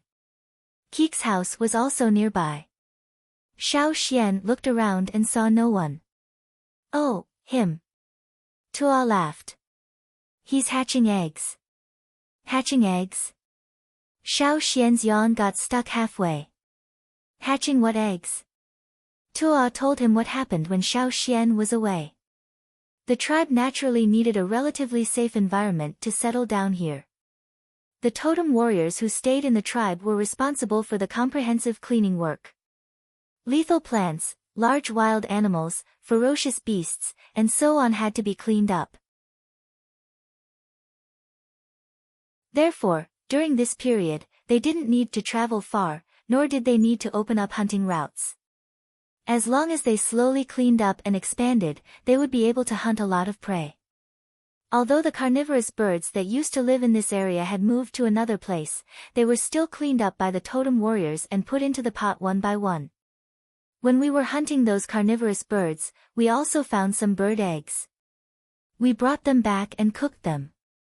Later, Kiki kept some of them and didn't eat them. He planned to hatch them and raise them. In the past, Kiki had tried to raise wild animals, but unfortunately they all ended up in the pot. Now that he was hatching eggs, he didn't know what they would look like. Xiao Xian was interested. Let's go and have a look. They've been hatching for so long. Are they out yet? Xiao Xian walked towards Keek's house. I don't think so. Tua had been busy with his own affairs recently. Except for the tasks assigned by the tribe, he spent the rest of his time building the house. When Xiao Xian arrived, Kiki was about to go out. Seeing Xiao Xian, Kiki was happy. I was going to find you. Xian, when Cha-Cha hatched, what did they eat? Hearing the chirping of Cha-Cha birds in the house, Xiao Xian and Tua knew what had happened. We used to feed them some meat. Now you can feed them some meat. Don't feed them any ferocious beasts. Tear the meat a little smaller. Yes, just like that. Xiao Xian watched Kiki tear the meat into small strips and feed them to the carnivorous birds. It was rare to see him so patient. Why do you want to raise them? Xiao Xian asked. These carnivorous birds were ferocious and didn't have much meat. If they were raised as food, it would be better to trade for some large carnivorous birds from the Lu tribe. Did he want to raise them and let the shaman mark them? They run fast. Kiki said excitedly while feeding them. I want to see if I can tame them so that we can ride them in the forest. When chasing the people of the Wanshi tribe, Kiki found that these carnivorous birds ran very fast in the forest. Although they were not as fast as the forest rakos of Mai's family, the forest rakos was a ferocious beast after all, and these unknown carnivorous birds were a little lower in level. Even so, no one could deny that these carnivorous birds were very agile in the forest. If they could be tamed, they would be more useful than horses in the forest. What if the taming fails? Xiao Xian asked. Then we eat them. Kiki said. For the people of the Yanjiao tribe, it was natural to raise them and cook them. After giving some advice to Kiki, Xiao Xian left. He had to prepare for hunting. Old Ku had polished the hunting stone tools, so Xiao Xian could take them with him. Winter was coming, and people went out to hunt every day. Because the journey was not long, they went out in the morning. If they were fast, they could come back before sunset with the prey. They went out on the same day and came back on the same day. After Xiao Xian met up with Mai and Lang Jie, they went deep into the forest. Because of the fire seed, some ferocious beasts had left the tribe, but not all of them had left. Walking in that direction, Xiao Xian saw some marks left on the trees nearby. Every time the totem warriors cleaned up the area, they would leave a mark on the surrounding trees.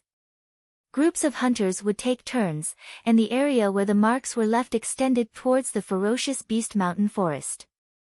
There is still a long way to go before we reach the boundary drawn by the shaman. Mai looked at the last mark and said.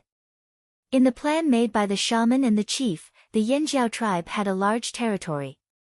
Actually, it could not be said that they had deliberately drawn it. Instead, they had used the drawings left behind by their ancestors. The Yanjiao tribe was not in the ferocious beast forest, but thousands of years had passed, and the land had changed. The Yanjiao tribe had disappeared for nearly 1,000 years, and the ferocious beast forest had expanded to what it was today.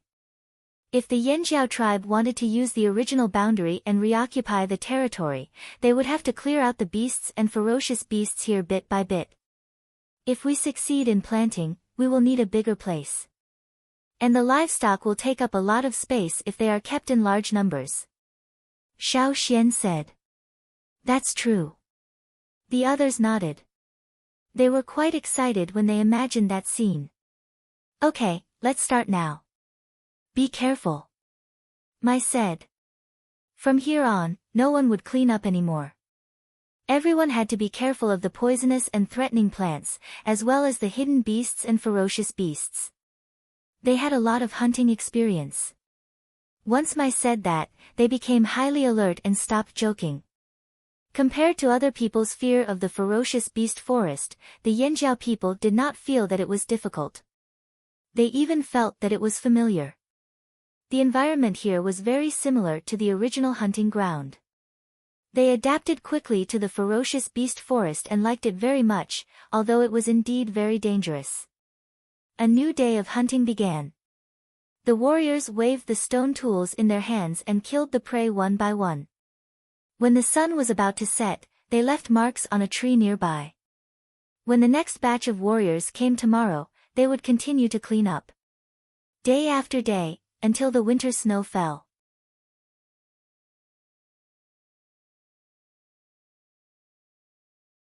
Chapter 262. For some wanderers, the heavy snow in winter might be a bad weather. But for those who came from the other side of the river, it was much milder here than on the other side of the river. Snowflakes were flying in the air. Standing at a high place, one could see the silvery white mountains. Although it was snowing here, it was not piled up higher than a person. Heavy snow did not fall every day.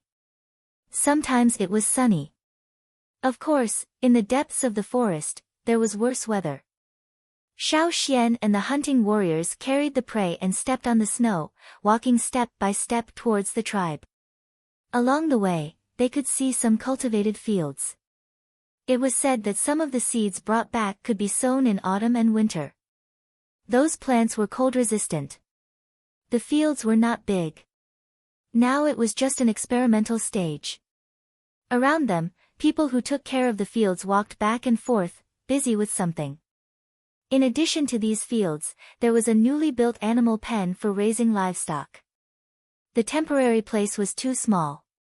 Now, after the expansion, another piece of land was opened up. When the wanderers first came, they all lived together with people they knew. It was similar to a collective dormitory. Because there was not enough space at that time, now nearly 2/3 of the land had been cleared. Compared with when they first came, it was much larger. Now some wanderers had moved out of the collective dormitory and built their own houses in the area demarcated by the tribe. Although the tribe accepted the wanderers, they would not give them food for free. If they needed food, they had to exchange it with labor. Not only the wanderers of other tribes, but also the wanderers of the Yanjiao tribe. The shaman and the chief did not allow them to reap without sowing. Even if the wanderers who survived were not strong, they always had the skills to support their lives. With these skills, they could exchange a lot of food from the tribe. The wanderers of other tribes lived near the border of the Ferocious Beasts mountain forest. They could go out directly from there. But so far, no one had left. Although it was in the Ferocious Beasts mountain forest, it was not much different from an ordinary forest after it was cleared. Moreover, in the direction near the Ferocious Beasts mountain forest, there were warriors guarding every day. There was no need to worry about ferocious beasts running in. Even if there were some ferocious beasts, they would be caught and cooked before they could run far. The outer border was patrolled by warriors. The core area of the tribe was also guarded by warriors, where important people such as the shaman and the chief lived. Most importantly, there was also the fire pit. As for the orphans who were taken care of by the tribe, they couldn't catch fish here. There was no stock, but there was still a supply of food. Now, the tribe valued them more. Other than teaching them knowledge, they were also trained together.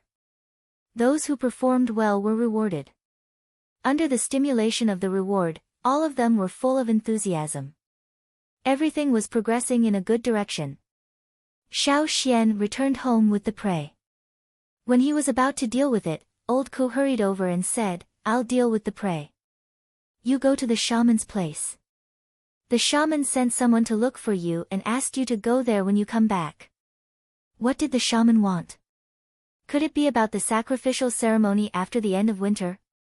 If they wanted to perform the sacrificial dance, they could have just gotten someone to pass on the message. There was no need to specifically call him over. Xiao Xian was confused, but he didn't waste any time. He put down the prey and went to the shaman. The place where the shaman lived was very close to the fire pit. It was almost an imitation of the house built by the ancestors. It was drawn in the wu roll left by the ancestors. When Xiao Xian went there, there was only the shaman in the stone house. He was recording something. The shaman didn't stop writing. Xiao Xian didn't disturb him. He found a stool and sat down. He also took the pottery jar and pottery cup on the table and poured a cup of water. The water was still warm. At the shaman's place, someone came in to change the boiled water every once in a while, just like on the other side of the river.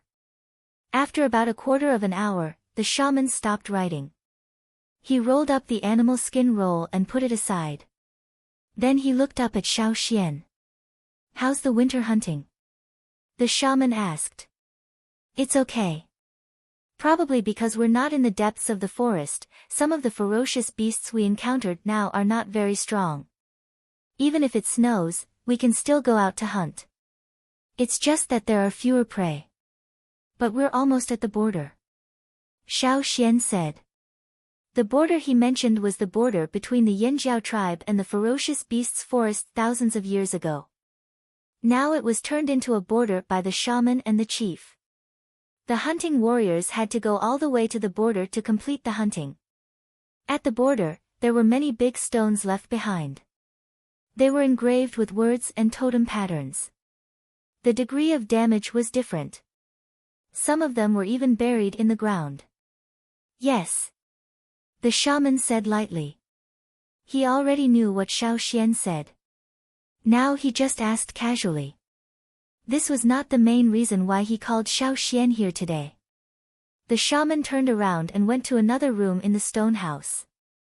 He took out a stone box with a respectful look on his face, as if he was holding a treasure in his hands. Xiao Xian sat up straight. Only the ancestors' things could make the shaman treat them like this. But why did the shaman take out the ancestors' things? After carefully placing the stone box on the low table, the shaman opened it and took out a bone ornament. There was a dim ball in the middle of the ornament. Xiao Xian was familiar with this. When he carried the ancestors out of the cave where the king's stone worm stayed, one of them was wearing a bone ornament like this. Later, the shaman also told him that the ancestor with the bone ornament was one of the elders of the tribe. "Do you still remember this?" the shaman asked. "Yes," Xiao Xian said. He still remembered that this bone ornament was a treasure. It could withstand the influence of the king's stone worm and prevent the cave from swallowing the ancestors. The shaman sighed and handed the bone ornament to Xiao Xian. "Take this bone ornament. When winter is over, wear it during the ceremony." Xiao Xian was surprised. "This is for me. What if I lose it?" The shaman's sad face twitched. He looked at Xiao Xian expressionlessly. "I'm just saying." Xiao Xian took the bone ornament and asked again, "Why do you want me to wear it? Didn't you say that only the elders can wear it?" "Yes." The shaman looked at Xiao Xian meaningfully. "If you can light it up, you will be an elder. How can something left by the ancestors light up so easily?" Xiao Xian said. He was not the fire seed. How could he light it up? As for the title of elder, it sounded like it was for the old men. "Not necessarily. We have to try," the shaman said.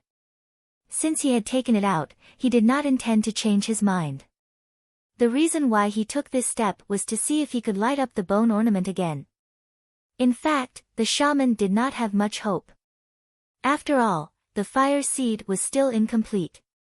However, when she recalled Xiao Xian's performance during his awakening, the way he awakened with a complete fire seed, the speed of his improvement, and the power of inheritance, the shamaness decided to give it a try. After all, Xiao Xian was known to be blessed by the ancestors. Even if he could not light it up, it would protect Xiao Xian.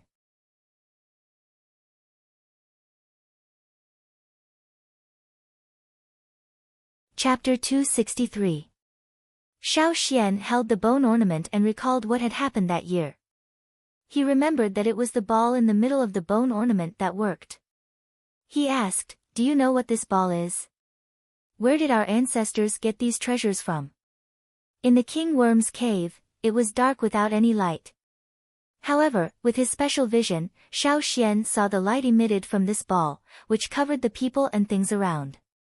However, when he held it in a place with enough light, he could see everything clearly.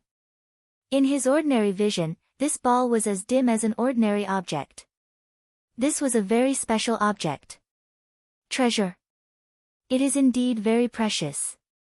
The shaman stared at the ball in the bone ornament with infinite reverence and said, a long time ago, when the tribe was just established, after the first shaman passed away, the chief put him in the fire pit.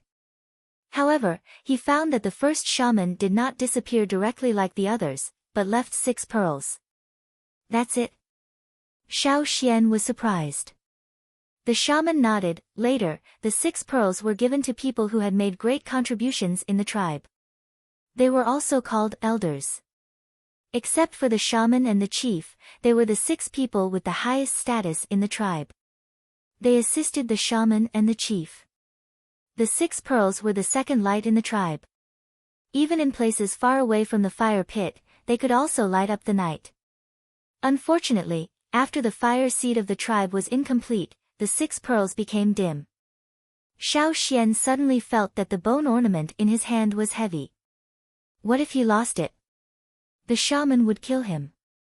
If it was an ordinary treasure, he would let it go. However, this was something left by the first shaman, and there was no 7th one in the world. Thinking of this, Xiao Xian was stunned. 6 pearls.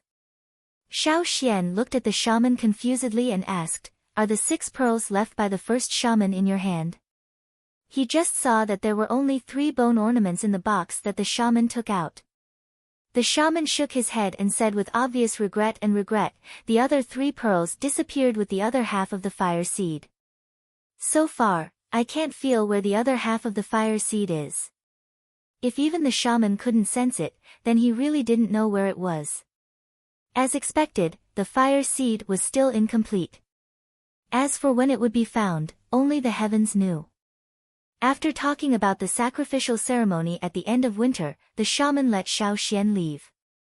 This time, if nothing unexpected happened, Xiao Xian would still be one of the dancers of the sacrificial dance. After Xiao Xian left, the shaman sat where he was and looked at the dim balls on the other 2 bone ornaments in the stone box. He pondered for a long time and finally sighed.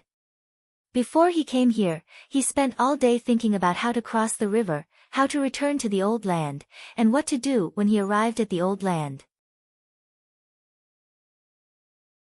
But after coming back, as he understood more about the situation around him, the shaman felt a lot of pressure. Was the Yanjiao tribe strong? Yes, but only in the past. With their current strength, there was still a gap between them and the several big tribes in the central region. Even if they really fought with the Wanshe tribe next to them, the result might be quite tragic, which he didn't want to see. However, it would be better to wait for the wanderers to awaken during the sacrificial ceremony after winter. Only by becoming stronger could they have a firm foothold. Xiao Xian went back directly after leaving the shaman's place. At this time, it was already dark and there were fewer people walking outside. Fortunately, there was no night swallow here. Those annoying nocturnal insects also came out less because of the fire seed. After the fire seed was connected to the fire vein, it had a great influence on other creatures. Cha-Cha didn't like to stay near the fire pit. He just came here once a day to bring some prey to old Ku, and then left in a hurry. After dinner, Xiao Xian planned to go to Keek's place to check on his carnivorous birds. But because of the bone ornament given by the shaman, he didn't go out, but sat in the room to study the bone ornament. The core of the bone ornament was the bead. Xiao Xian touched the dim surface of the bead. It was not as cold as other items in winter, but it was warm. Such a thing was left by the shaman after he was cremated. If the shaman hadn't told him about it, Xiao Xian wouldn't have thought about it. Xiao Xian knew that this thing was special, but he didn't find anything useful after studying it until he fell asleep. However, after falling asleep, Xiao Xian had a dream. In the dream, a humanoid figure formed by flames slowly became clear. At first, it was only at a relatively far place, but gradually, the person covered in flames walked straight towards him. The figure was getting closer and closer. His facial features could not be seen clearly, and his age and gender could not be determined. It was just a person wrapped in flames. The man opened his arms, just like the shaman when he summoned the fire seed by the fire pit. He seemed to be chanting something, but Xiao Xian couldn't hear it clearly. The shaman? Xiao Xian was like a bystander, watching the man's every move. When Xiao Xian was immersed in such a strange dream, the bone ornament he wore flashed in the dark night, and then dimmed again. As usual. When Xiao Xian woke up the next day, what he saw in the dream was still clear. Looking at the bone ornament hanging around his neck, Xiao Xian wondered if it was a dream from his ancestors. Or was he thinking too much? Shaking his head, Xiao Xian saw that the bead on the bone ornament was still as dim as yesterday. Xiao Xian stopped thinking about it. Today, he wouldn't go out to hunt, but he would participate in the patrol. Before the winter, the Wanshe tribe would occasionally come to the border to inquire about things stealthily. After the winter came, they seldom came. But they still needed to be vigilant, not to mention that there were many wanderers in the tribe whose loyalty was yet to be tested. Most of the wanderers who could persist until now were determined people who knew what kind of life they wanted. Even if they didn't have a good craft, as long as they were willing to learn and work hard, they would still be able to eat and not starve to death. Xian, how many people do you think will be awakened in this sacrificial ceremony? Lang Jie asked. I'm not sure. Maybe 1,000 or 2,000. Xiao Xian replied. Only 1,000 or 2,000. Not only Lang Jie, but also the other patrolmen around him were confused. Among the original members of the tribe, no matter whether they had the ability to hunt or not, there were more than 1,500 totem warriors. The rest were women and children who hadn't reached the age limit. Among the latter, most of them would be awakened as totem warriors in the future. After coming to the old haunt, there were 6,000 or 7,000 wanderers who came with them, including those who were found. At that time, they were surprised for a long time. If most of them could be awakened, how much help would it be? But in fact, this was not the case. Among the families of the wanderers who were accepted as members of the tribe, many were not Yanjiao people. For example, Yan Shua's wife, Old He's wife, and some women were Yanjiao people, but their husbands were wanderers from other tribes. There were many such cases, and they were all registered as members of the Yanjiao tribe.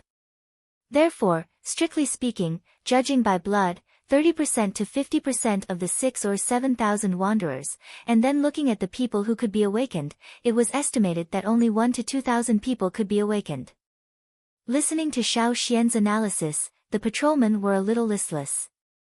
However, among the wanderers who came back, almost half were women. Xiao Xian said. Most of the wanderers who left halfway were men, and few women left. Perhaps, they knew that even if the tribe was facing a crisis, for them, it was the best choice. At the mention of this, Lang Jie and others who were listless suddenly cheered up. This was indeed a good thing. When they were on the other side of the river, there were few women, but the shaman was strict, so there were many bachelors in every generation. In addition, the birth rate was not high, and the environment was difficult, so after so many years, there were still so few people. Among the wanderers who came back now, not only were there many women, but the birth rate was also much higher. For example, Yan Shua's family had 2 children. Now they heard that their living conditions were better, their health was much better, and he had a wife. Seeing this, Lang Jie and others were jealous. As long as there was time, they believed that the tribe would develop quickly. Xiao Xian thought. Suddenly, he stopped and turned to look in one direction. That was where the wanderers of the tribe lived. What's wrong? Lang Jie and others saw this and asked.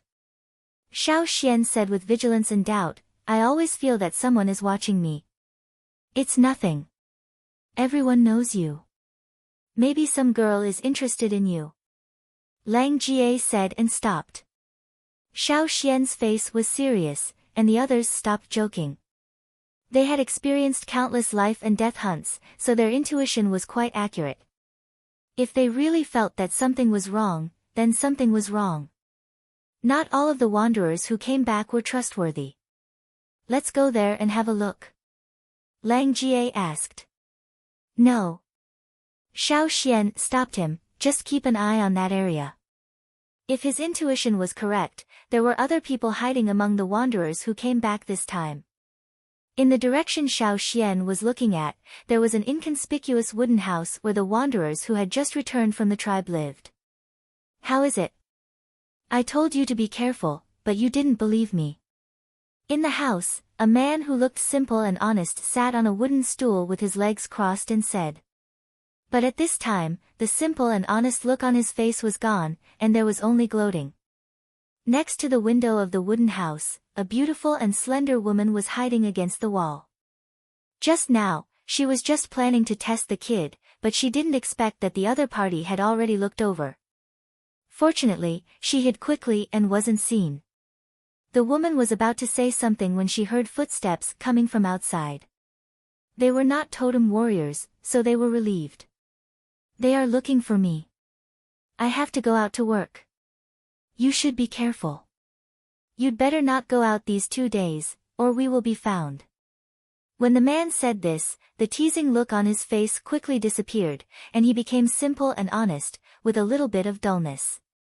In the following days, every patrol team paid special attention to the wanderers in the tribe. But day after day, nothing unusual happened. Soon, the winter was over, and the most significant sacrificial ceremony in the past 1,000 years was about to begin.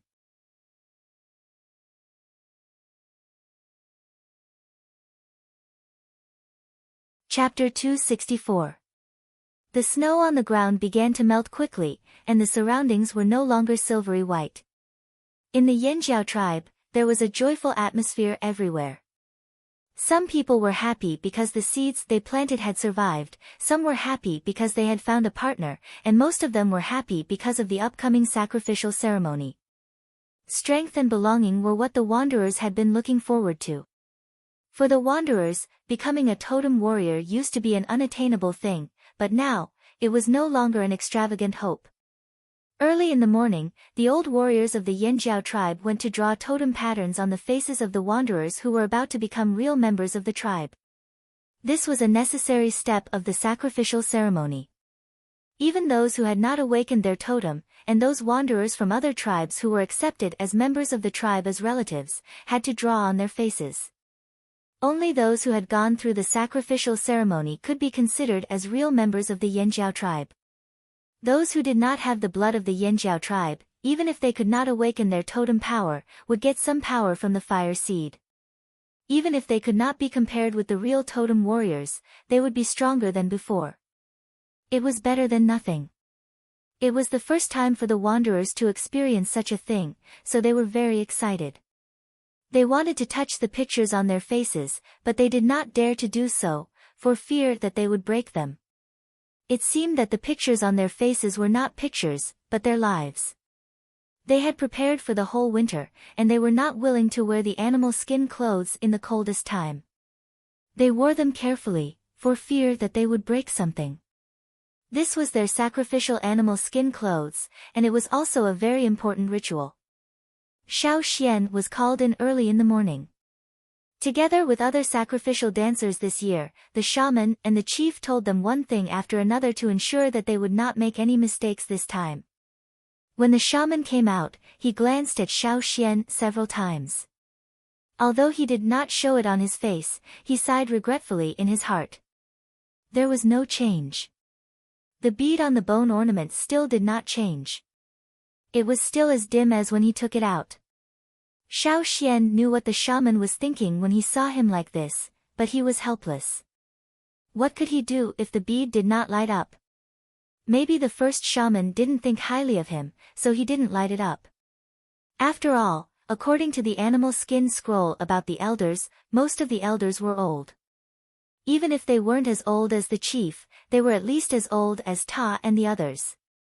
Compared to them, he was still too young. Many people had seen the bone ornaments, especially those who were in Xiao Xian's hunting group. When they carried their ancestors back to the tribe, they remembered the ornaments and weapons on their ancestors.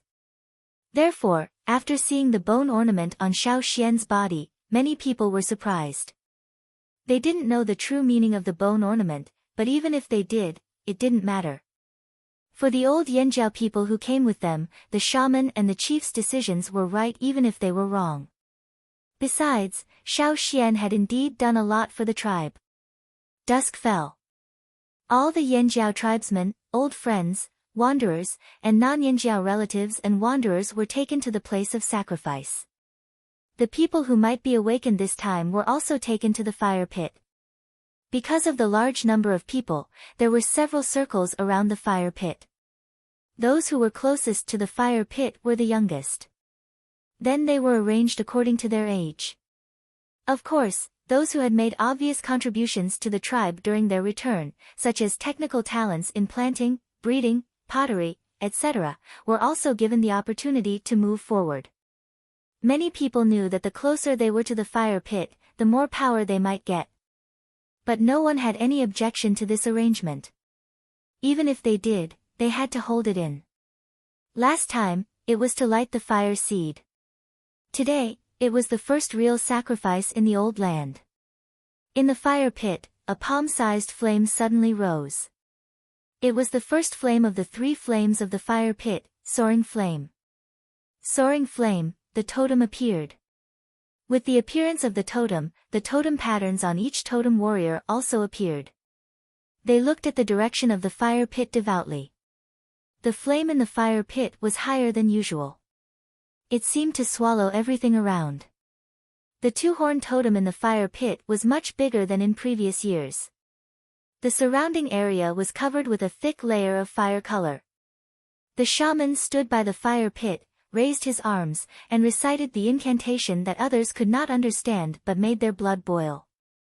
Along with the shaman's chanting, the sound of bone and stone music with strong tribal characteristics intertwined. The animal skin drums rose and fell, sometimes fast and sometimes slow. The sacrificial dancers wearing leather and horns also began to dance around the fire pit. The second flame, Flying Flame. The sparks were denser than in previous years. Moreover, unlike in previous years, some of the flames in the fire pit spread out of the fire pit. They extended from the air to the outside of the fire pit and did not touch the ground. 6 fire lines stretched out from the fire pit to the outside.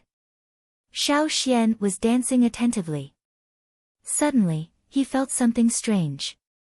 The totem in his mind was surging violently, and the shell that wrapped the totem also lit up.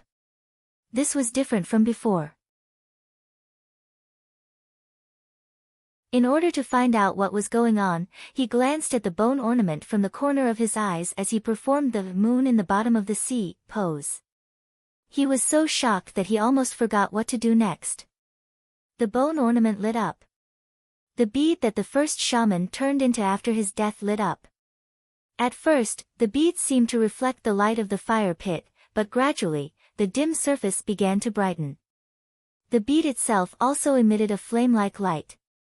Xiao Xian paid attention to the bead and had to make sure that the sacrificial dance did not make any mistakes, so he did not pay attention to other things. However, the people who looked at the fire pit were all stunned. Especially those who had seen Xiao Xian's awakening. If they could speak at this moment, they would definitely shout to Xiao Xian, "You're on fire again." It was normal for the sacrificial dancers to surround the fire pit. However, one of the dancers was suddenly on fire, which was very conspicuous. However, seeing that nothing happened to him and he was dancing so happily, the shaman and the chief did not say anything, and the others pretended that they did not see anything. The shaman found that something was wrong with Xiao Xian. Unlike other people who saw the flames on Xiao Xian's body, the first thing he noticed was the bone ornament on Xiao Xian's body. The shaman's raised hand trembled. He could not wait to see if the bead really lit up, instead of reflecting the light of the fire pit. However, he was still in the sacrificial ceremony, so he could not give up halfway. It took him a lot of effort to control himself. The shaman continued to recite the incantation, but the wrinkles on his face trembled because he was too excited. It lit up, right? It really lit up. Even if we did not find the other half of the fire seed, our ancestors still did not abandon us. This was what the shaman thought. He wanted to continue to preside over the sacrificial ceremony calmly. However, with the end of the second flame, the third flame began. In the sea of fire that spread out from the fire pit, a figure gradually appeared on the edge of the fire pit, and the place where the figure appeared was exactly where Xiao Xian was standing. The huge figure gradually became clear, like a giant standing up in the sea of fire, overlooking the Yanjiao people who were kneeling on the ground. No one could see his face clearly. He was just a person wrapped in flames, exactly the same as the one in Xiao Xian's dream that night. Because of the sudden appearance of the flame giant, the shaman froze for a while. The sacrificial dancers around the fire pit could not help but stop. They knew that they should continue to dance, but when they saw the flame giant, they could not help but stop. They stared at it blankly, and had an impulse to kneel down. Xiao Xian also raised his head and looked at the flame giant in front of him. Not only the people around the fire pit, but also the wanderers who could not awaken far away could clearly see the giant standing by the fire pit. What was that? Or, who on earth was that? The shaman thought of a possible answer, but he was not sure. After all, there was no record of this in the records left by the ancestors. The only thing he could be sure of was that this situation was not a threat to the Yanjiao tribe. On the contrary, it was better for the tribe's protection. The third flame of the fire pit was spreading, and its range was almost to the boundary that was drawn. At that time, the third flame of the fire pit should have reached the boundary between the tribe and the ferocious beasts' mountain forest. However, no one paid attention to whether the flame had reached the boundary, or how far it was from the boundary. All their attention was on the flame giant beside the fire pit. The giant, like the shaman, raised his arms. It was a very similar movement, but there was no sound. When the third flame was gradually withdrawn, the surrounding flames faded away. The flame giant who stood up disappeared little by little. Finally, it returned to the fire pit with the flame. Everything returned to normal again.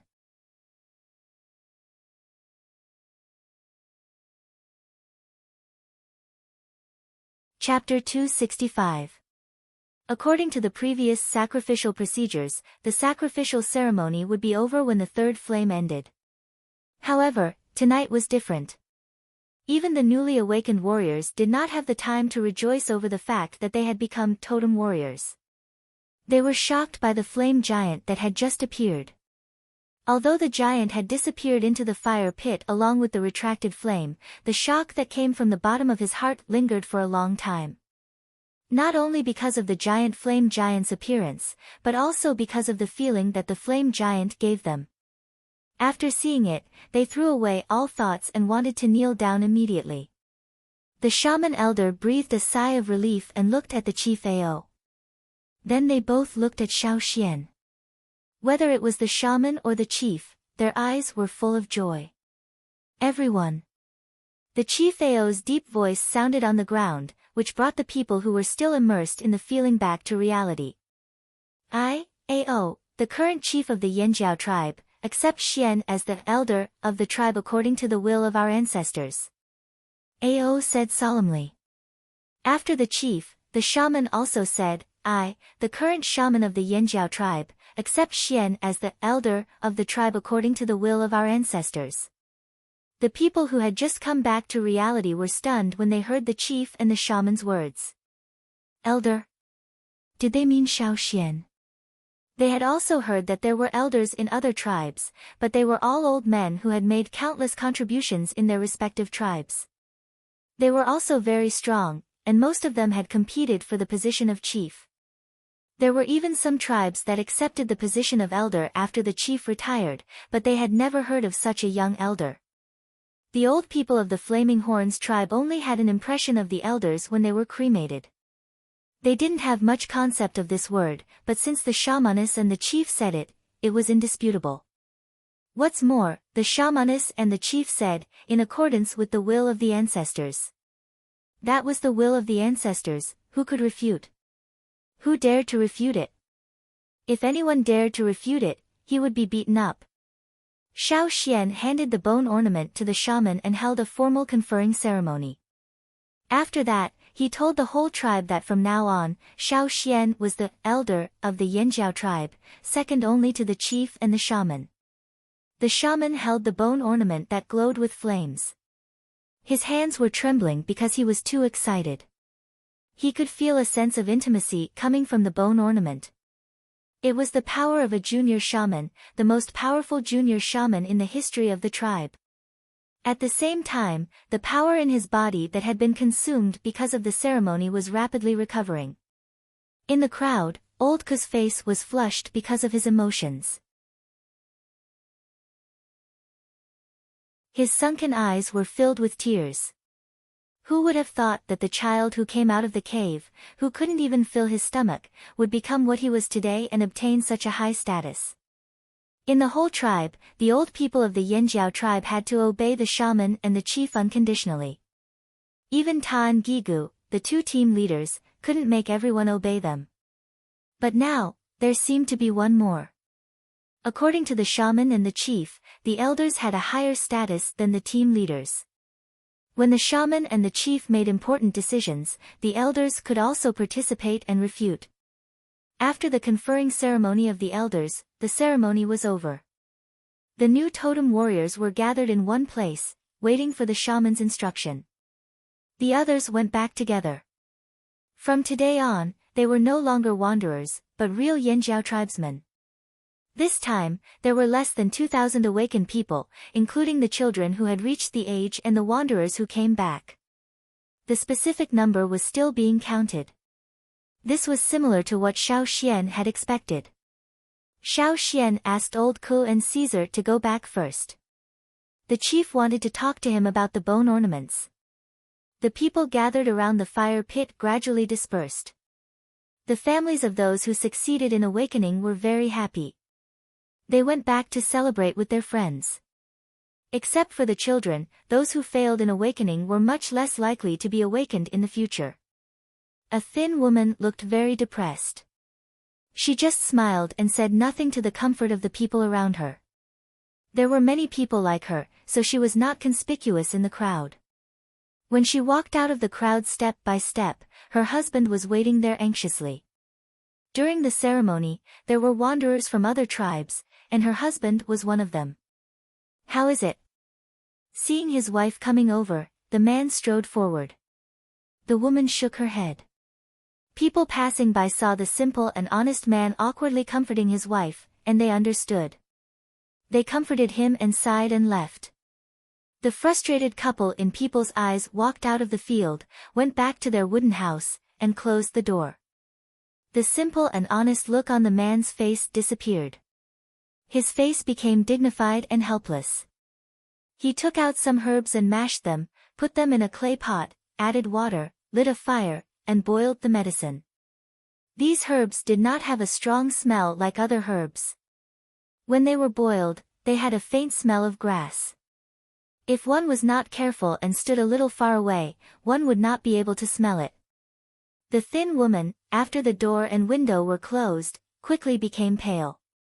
She could not help but spit out a mouthful of blood, as if she had exhausted all her strength. If she had not been sitting on the stool with the help of the wooden table, she would have fallen down directly. "I miscalculated." The man looked at the clay pot and said. The woman gasped and sat on the stool beside the wooden table. She did not say anything, for she was afraid that she would spit out blood again.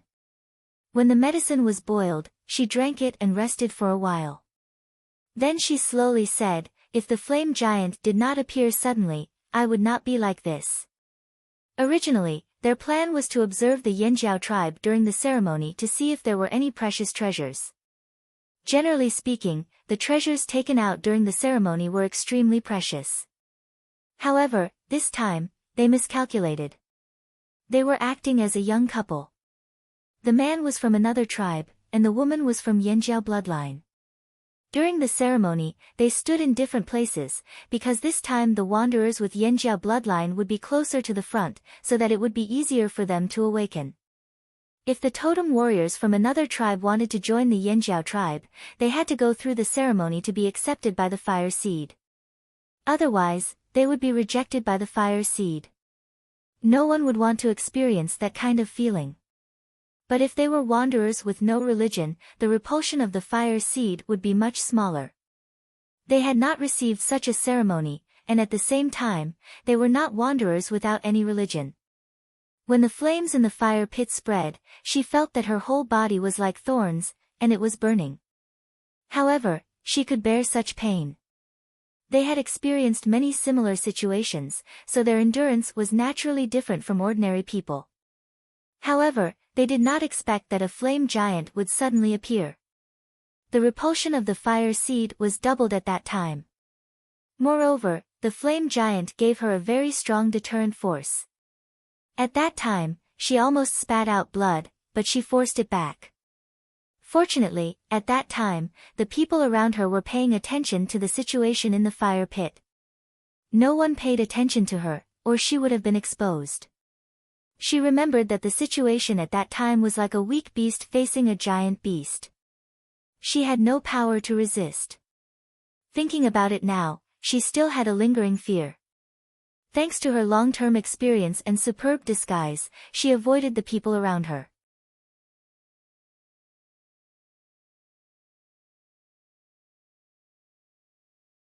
Chapter 266. The man who was cleaning up the dregs sighed, "I wanted to steal the bone ornament from him, but now it seems that I have to change my target." Although he was far away from the core area of the fire seed, he could still feel the repulsion and awe. Not many people knew the bone ornament. Except for those who carried the ancestor back, the others didn't see it carefully. After a few years, they couldn't remember it clearly.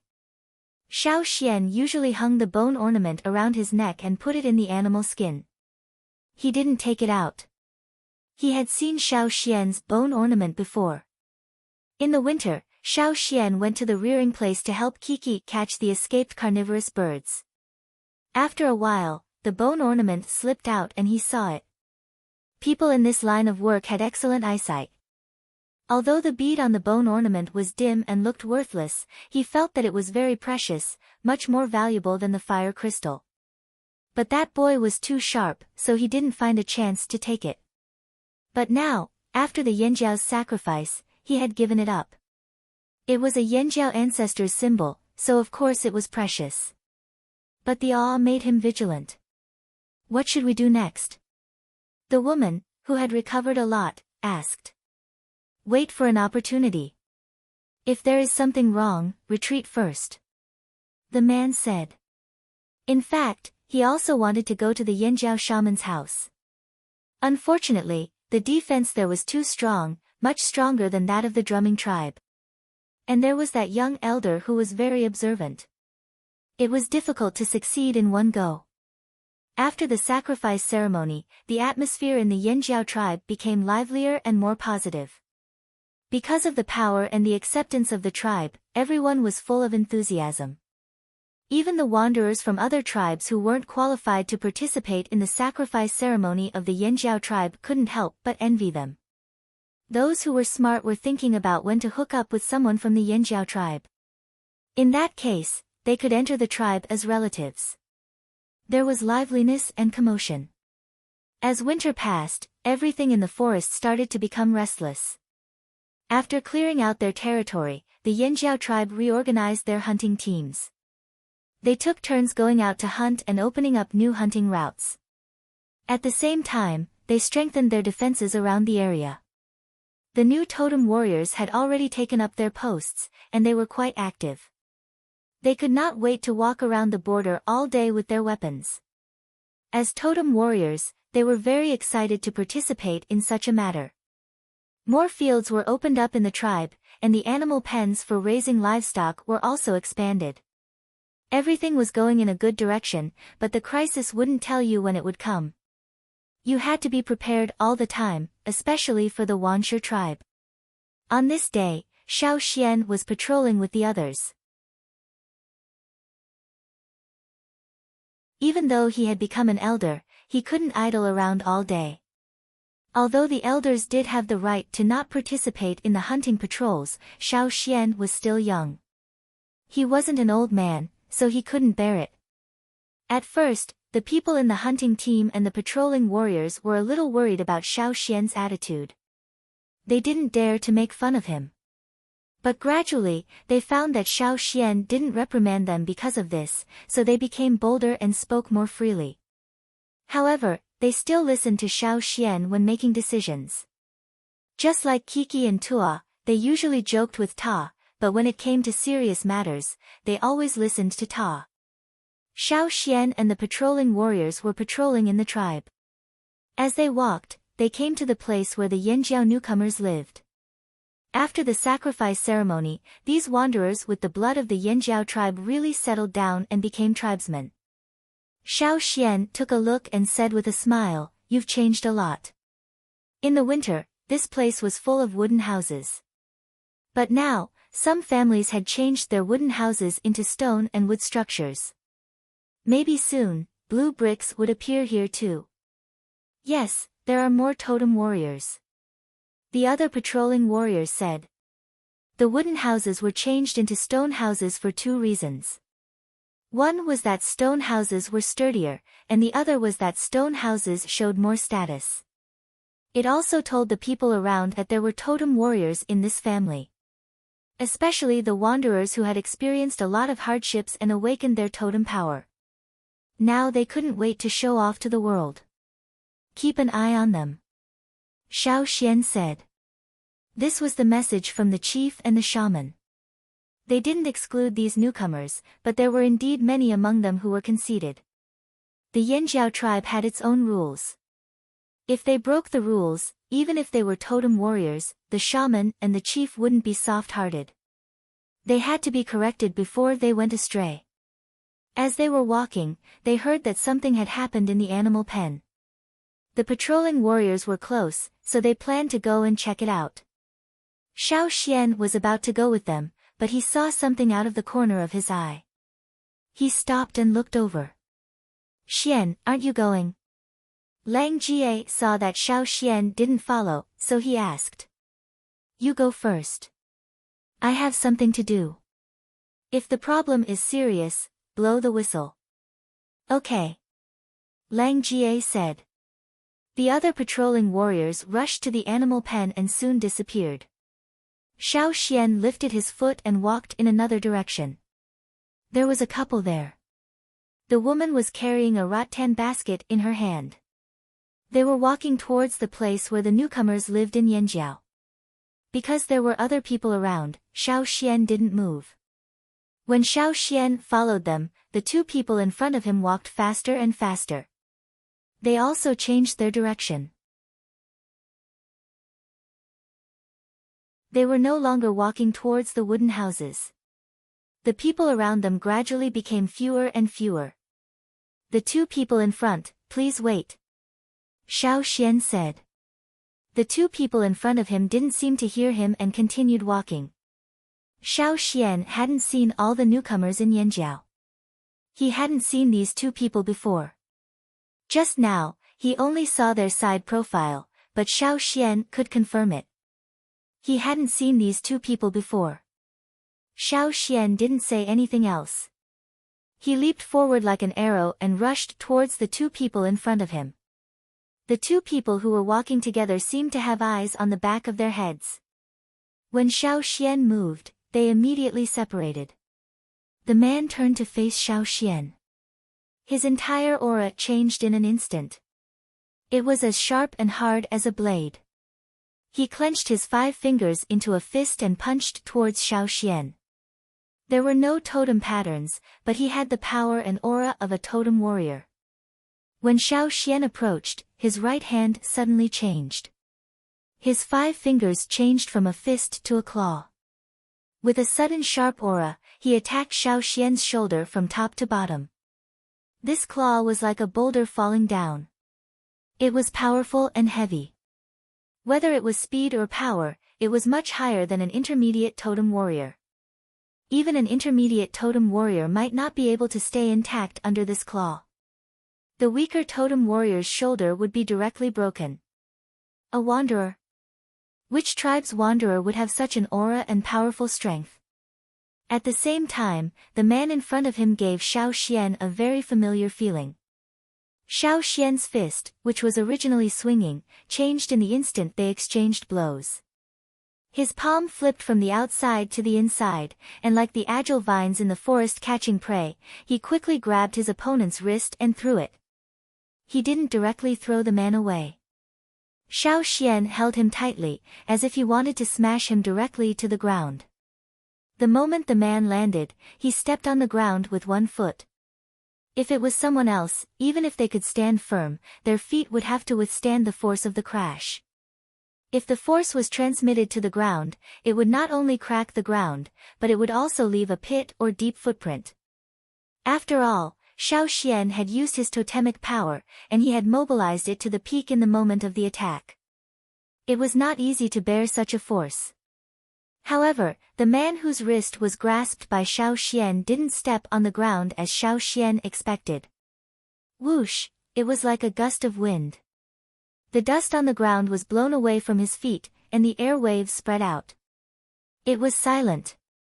You're tuning in to the Blissful Bookshelf YouTube channel. We're so grateful for your support, and don't forget to subscribe to join us on this incredible journey through captivating stories. Your generosity through donations truly makes a world of difference, as it's the primary source of revenue that allows me to expand and enhance this channel for you. Thank you from the bottom of my heart for being a part of this adventure.